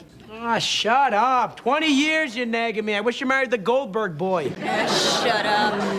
Let's pretend to be civil for the child's sake, all right?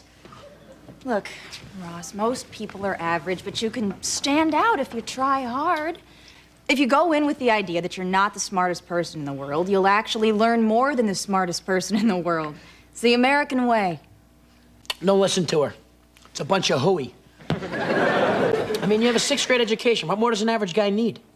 Listen, half this country is illiterate, and the other 75% can't read. The only thing you really need to know how to say is paper or plastic. The brain is like a muscle. If you use it, it gets big and strong. And if you don't, it gets, well, it gets soft and mushy and withered, like a rotten peach kids kick around because they're too poor to afford a ball. The only thing a head like this is good for is to stick on a pole to scare away the birds. But you can do better than this. There is no better than me. I mean, I'm a 0, but I'm actually happy. I mean, I have fun. Fun is highly overrated. Besides, I have fun. I am frequently a very happy person. What could be more fun than getting all A's all the time? A's, A's, A's, A's, A's, nothing but A's. God help me if I ever get a B, but I never will. That's why I'm having fun. Really, I am. See? Pressure, pressure, pressure. Now that's fun, mister. Doesn't get any more fun than that. Look at the smile on my face. Look at the shine in my eyes. Look at the bright glint of madness. I mean, fun. It doesn't come overnight. You gotta want it. You gotta work for it. And now, a man who likes getting rich off your sins, the Reverend Mr. Floppy.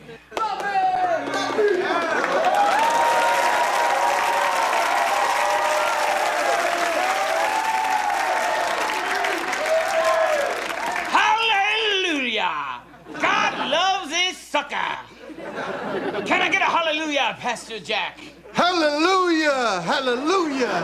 Hallelujah! Amen. Whoever you are, whatever you done, we have a repentance package for you. Maybe you're a retiree who's confused by dollar bills and change and what have you. Well, you know who needs that money, don't you? The Lord needs that money. Who does? The Lord needs that money. Say it again. The Lord needs that money. Amen. The Lord needs that money. But you can't give it to the Lord now, can you? No, sir, you cannot. You can't just look in the yellow pages and find the Lord, can you? No, sir, you cannot. You can't send it to the Lord because you don't have his business address. Say it for me. I don't have the Lord's business address. I don't have the Lord's business address. But here's mine. You can send your money to me, and I'll hang on to it for the Lord. Now, I know some of the faithful are asking, just who is this furry little Messiah? And what can he do for me? Well, I'll show you. Pastor Jack, is there anything bothering you? Reverend Mr. Floppy, I am possessed by demons. Bend down. Demons, out! Say, they're out! How much would you pay for a miracle like that? $1,000? $5,000? Well, if you can call now, you can be healed for $19.95. Praise the Lord! Plus, if you call in the next 15 minutes, we'll throw in the first 3 books of the Bible. A Song of Solomon not available in Arkansas or Missouri. And if for any reason you're unsatisfied, just return your copy and mark the box, the Bible is not for me. Please put me down for an eternity in hell. I think I'd rather buy my way into heaven. Absolution absolutely guaranteed, or your sinful soul back. What's that, Lord? Oh, yeah. 50% off for natural blondes with long legs that reach all the way to heaven. Hallelujah! Ross. What's going down, son? I'm average, Dad. Being average sucks. Oh, no. I'm average and I don't suck. It's horrible. It's boring. It's depressing. It just makes you want to quit living. Yes. Ross, I think I know exactly what you need. Let's you and me go have ourselves an average day. Come on.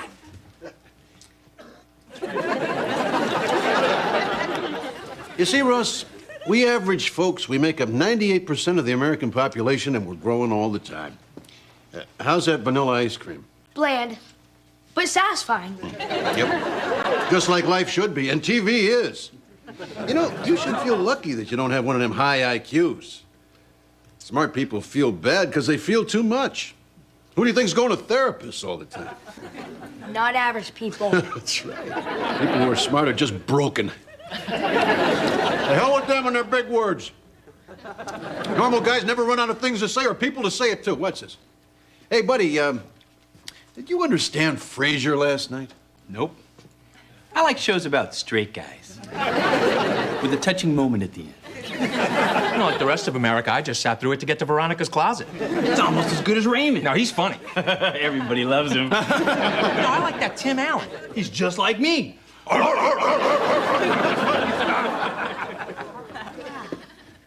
Being average, it's like being part of the biggest club in the world. You betcha, son. Why do you think the Gap exists? Now, you should be happy you're average, Ross. It's a lot more fun, too. I mean, it's safer, you know. They didn't shoot Ringo, did they? And they'll never shoot us. At least not on purpose. Hey, guys, how do we all feel about being average? Yes, sir. God bless the average. Sandra Bullock, Al Gore, Hootie and the Blowfish, Celine Dion, the Backseat Boys, the People's Choice Award, Mariah Carey, the Sizzler, Ethan Hawke, the movie Braveheart, and Jay Leno viewers everywhere. I'll be praying for you. I will now sing until I get $100,000. Amazing grace, how sweet the sound. Can I get a hallelujah, a hooker, and a shot of penicillin? That saved a wretch like me.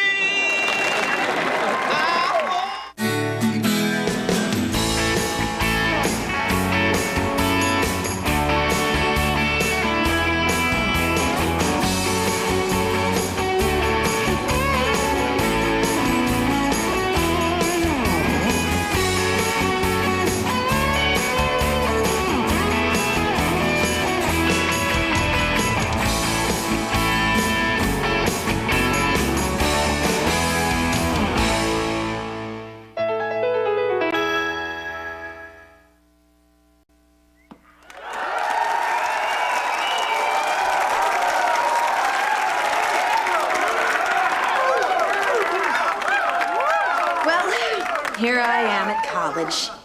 Northridge Junior College. Oh, God, it's the first show of the season, and I'm stuck doing voiceover exposition. How lame. Oh, well. To recap for our regular 100 viewers, I wanted to go to Harvard, but was thwarted by the evil machinations of Mr. Monteleone. I know no one but my stupid brother, Ryan.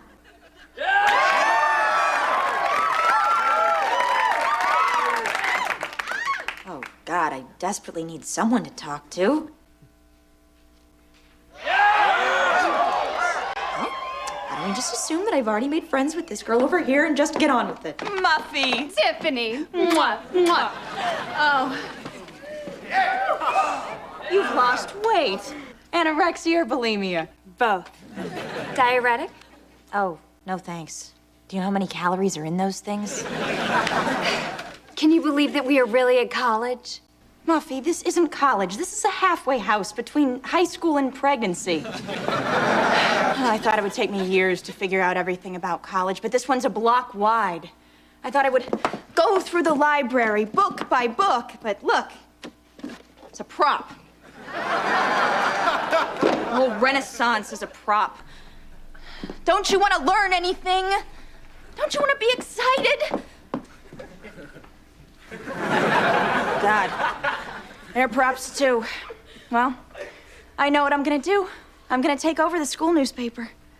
Do we have a school newspaper? That's my point exactly. Nobody knows the paper exists, let alone how useful it can be. Hey, sis. I'm a pirate. You know what? I'm gonna turn this thing around. Yeah, but then it'll be backwards, and I'll look like an idiot. Oh, Brian, the school newspaper. I submitted a little something to the paper this morning. They said the advisor will let me know, so I should be front... Stop it! So I should be front page reporter, maybe even editor-in-chief anytime now. Diane Sawyer, look out.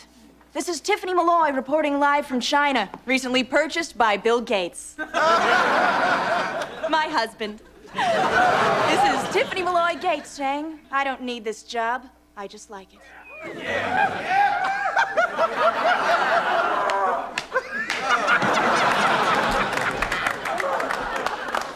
Well, Mr. Malloy, it's good to see you're enjoying the newspaper. My staff is hard at work on your next week's sword. Suffer in sitcoms. You, my nemesis, or my advisor. Holy Fifth Network. Mr. Monteleone, did you read my piece? Ah, yes. I found it achingly dull. A 20-page opus criticizing the school administration. No one cares if the teachers aren't high school graduates. Which is a shame, really, because you children deserve the best. Why are you so mean to me? Because one day you may actually marry Bill Gates, whereas I will not. I mean, I would. Bill, if you're watching.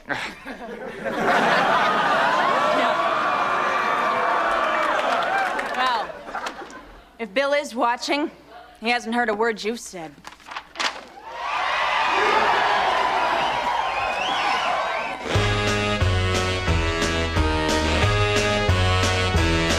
Hit the road, Jack, and don't you come back no more, no more, no more, no more. Hit the road, Jack, and don't you come back no more.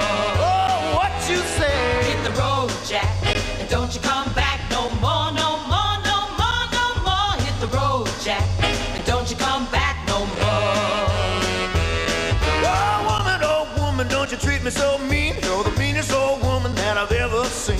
I guess if you say so, to pack my things and go. That's right, hit the road, Jack, and don't you come back no more, no more, no more, no more. Hit the road, Jack, and don't you come back no more. Oh, what you say? Come on back. Hey, Ross. What's on? I don't know. Two old people held together by a surgeon's staples. It's Regis and Kathy Lee. Which one's Kathy Lee? The one in the red dress. She's there in the corner putting the boots to Frank, see? I'd cheat on her, too. Jeez.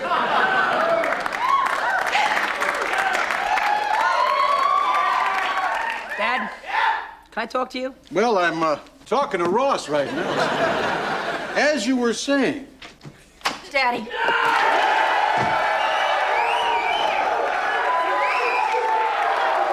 Daddy, I need you. I have a problem. Yes, sweetheart? You know, Dad, if you were talking to Ryan, I can always come back later. Honey, I just keep him around in case you need a spare body part. I need your help, Dad. But first, let me get out my helping kit.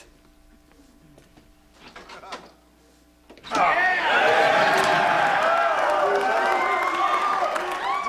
you really think that makes you smarter, Dad? Socrates in a can, sweetheart. Fuse in a time bomb, Dad. Anyhow, I wanted to be a hard-hitting reporter, but Mr. Monteleone has me writing the gossip column. Gossip is stupid. So, who's the old guy crying? Oh, that's Gifford still apologizing. You just go on Monday Night Football and brag about it to the guys. Frank, if you're gonna walk like a man, talk like a man. Amen, brother.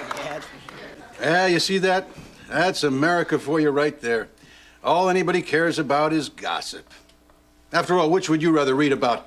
Some guy with an unpronounceable name who just won the Pulitzer Prize? Or Brad and Gwyneth's breakup? Why? Why? Yeah, with all the pressures in life today, we need gossip. There's just entirely too much news, too much information. Hurt head, no good. After all, who cares what's really happening in Angola? Or whether there even is an Angola? Doesn't everybody know that the Martians are coming and none of this matters? So what you're saying is that gossip is today's town crier. Today's Tom Paine. If that's correct, that's what I meant, yes. And if I throw a big word into my column every now and then, maybe people will go to their dictionaries and learn something. Honey, why bother? The Martians are coming. Come on, Daddy, you know the Martians are never on time. So, while we wait, I'll use gossip to entice people to read the rest of the newspaper. I guess you could call me the teaser. Yeah, the bait before the switch. Yeah. The candy coating on the carrots. The Seinfeld before the suddenly Susan. Thanks, Daddy. Thank you. Philosophy in a can, sweetheart. Philosophy in a can. Oh, that's right. My turn yet, Dad? How are the kidneys, son? Liver okay? Yeah, I'm feeling good, Dad. Good. Listen, Dad, I've been thinking about this college thing, and I made a decision. I think I should have a girlfriend. Well, I think I should have one too, but your mother disagrees. Look, Ryan, take my advice. It's kind of like going to the pound. You just walk in front of the dogs and see which one responds to you. So I can pick between all the girls? You... Oh, wait a minute, hold it. I got the whole thing backwards. We're the dogs. So, what you want to do is you want to appear happy and healthy and don't lick yourself excessively. Thanks, Doggy Daddy. You're welcome, Augie Doggy.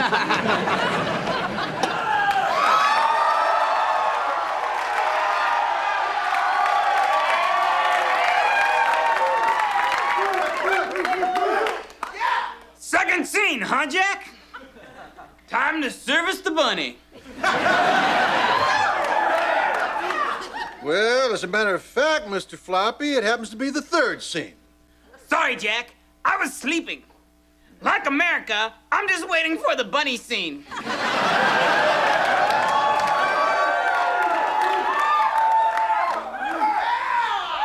So what's the story? My little girl's going to be the next Diane Sawyer. It's about time we replace the crypt-keeping news hags. They're aging like American cheese left out in the sun. No offense, Ms. Walters. Where are the babes of broadcasting? Put Kate Moss on the news. Millions go hungry in Africa. What's their secret? We should start the Party Network, the Floppy Broadcasting System.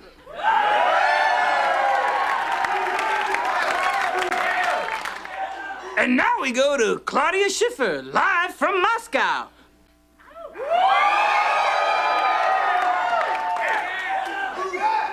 Yeah, it's so cold here in Russia, but I guess you can see that.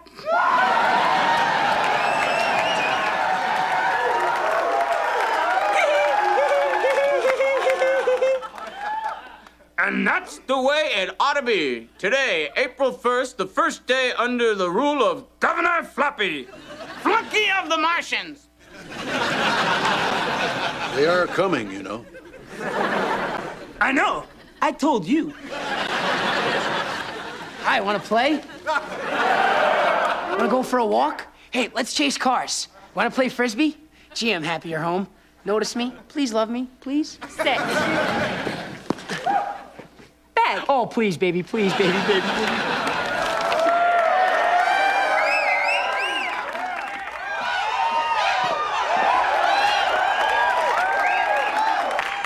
Boyfriend. Have you met Spot? Oh, it's Ryan.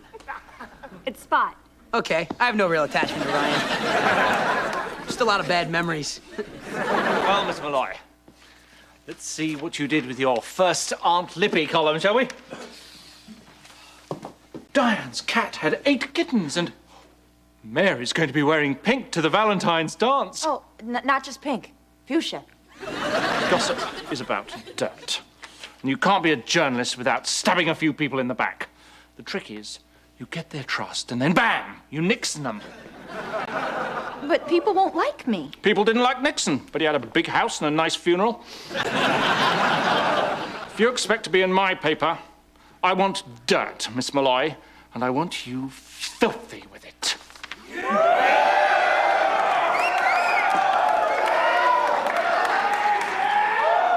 You want dirt?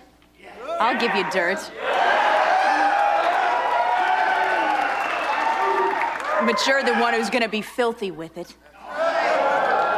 Oh, God. That sounds like a bad Hong Kong action movie.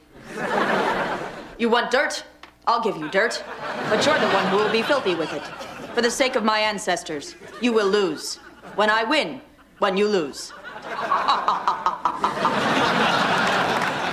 Wow. This is good. You write this? I sure did.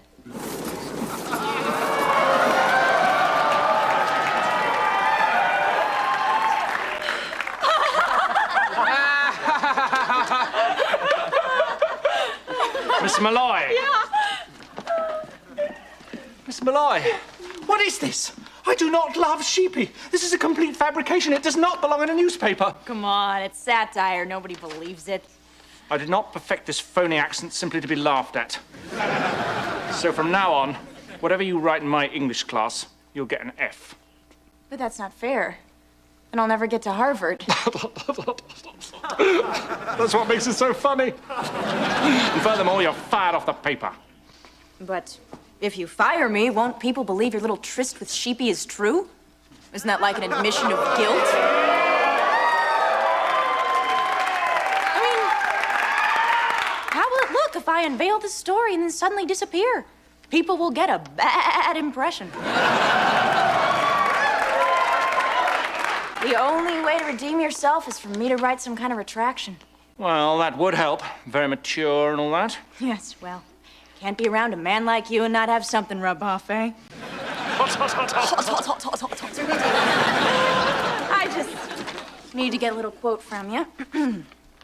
What do you have to say about the sheep allegations? I do not love sheep. He really is a sheep lover. I know. I didn't believe it until I saw the denial. Once you deny something, it means it's true. I think I speak for all stupid Americans when I say that. Now they believe it. Well, we'll just have to fix that with another statement.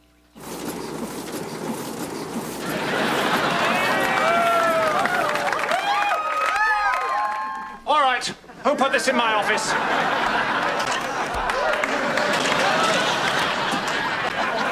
Day 4, Sheepgate. Yes, that's right. Ross Malloy cannot come to school today. He's, real sick. Goodbye.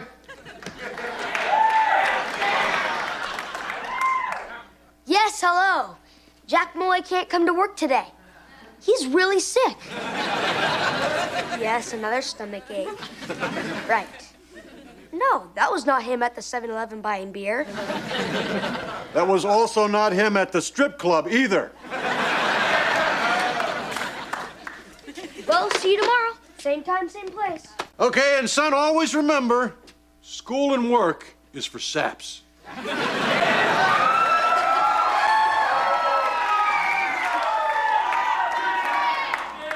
You're an inspiration, Jack. No wonder every kid in the neighborhood asks you to buy his beer. So, Floppy, what do you want to do today? Let's see Hercules again. Do we have to see that every day? Hercules rules. I'm telling you, Jack, that pain guy, the little demon, he's got talent. I can do the whole part. Just listen. Hercules is alive? Uh-oh. Man, he's great.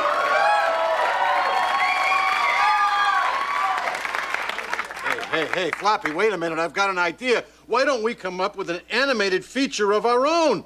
Maybe we could raid some old children's story or myth. You know what would be good? If we found something that had, like, heroic figures and some historical facts that we could mangle and misportray. And I have the perfect idea. Hitler and Stalin's big adventure. Schwarzenegger is the voice of Hitler. That's a stretch, huh? And rubber-faced chameleon Jim Carrey as the mischievous Joe Stalin. And Sinbad as Mussolini.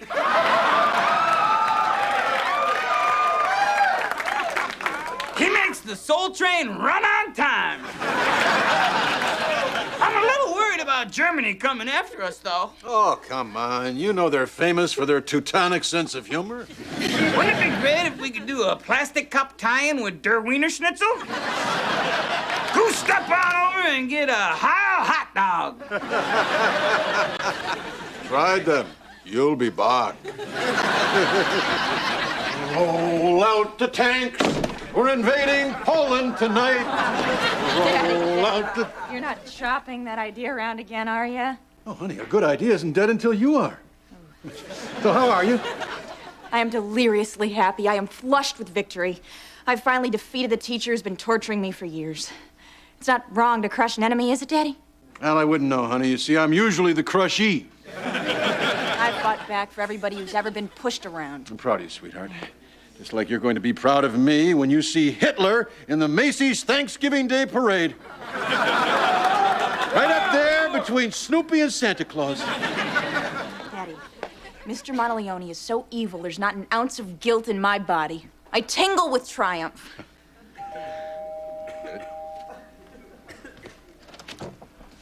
Where is Tiffany's father? You're looking at him. Oh, I was hoping you'd be a smaller man. I feel my anger slipping away. Oh, too bad. Well, I'll be around in case it comes back. Well, I hope you're happy. I was chased down the street by an animal rights group. I've been suspended from teaching, and my bowling team has replaced me with a pedophile. Miss Malloy, I just came here to tell you that no matter what they do to me, I know that for once in my life, I was a good teacher. You have embraced the highest principles of American journalism. You used the power of the press to destroy an innocent man's reputation in order to sell papers. So, you're proud of me? The way you twisted the facts and used mere innuendo to savage a reputation. Yes, of course I'm proud of you. Darn! Just when I do something rotten, he makes me feel guilty and takes the joy out of it. Why can't I get any pleasure out of anything ever? Well, because that way Daddy can sleep at night. I used the newspaper to ruin you. I guess I can use the newspaper to build you back up. There's still a way to save your reputation. What would you like me to deny this time? Being the Unabomber? Crashing the Mir space station? Greenlighting Speed 2? The American people are suckers for a good apology. There's nothing they love more than repentant sinners. Why, I'm sure we could even forgive the Native Americans if they would just apologize. Hi. My name is Mr. Monteleone, and this is my third day without sheep.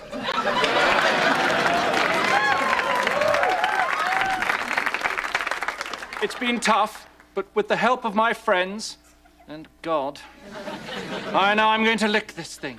I'd like to thank Dean Stockwell for giving me my job back. I'd like to thank my local liquor store for extending my line of credit through these tough times. And I'd like to thank journalist Tiffany Malloy for proving that the press can be used for good, not just for evil. Sounds like somebody's got a drinking problem. This is Tiffany Malloy. And remember, kids, Journalists are just writers who couldn't publish a novel. Stay tuned for your local news.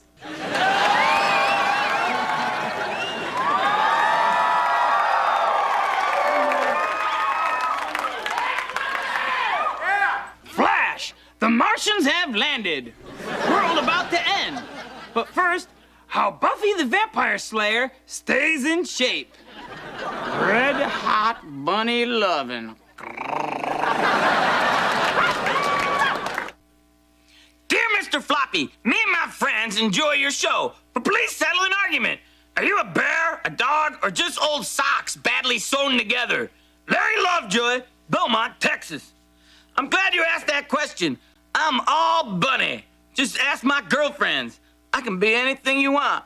I can be tender or I can be rough and tough, but only if you're over 18 or have your parents' credit card.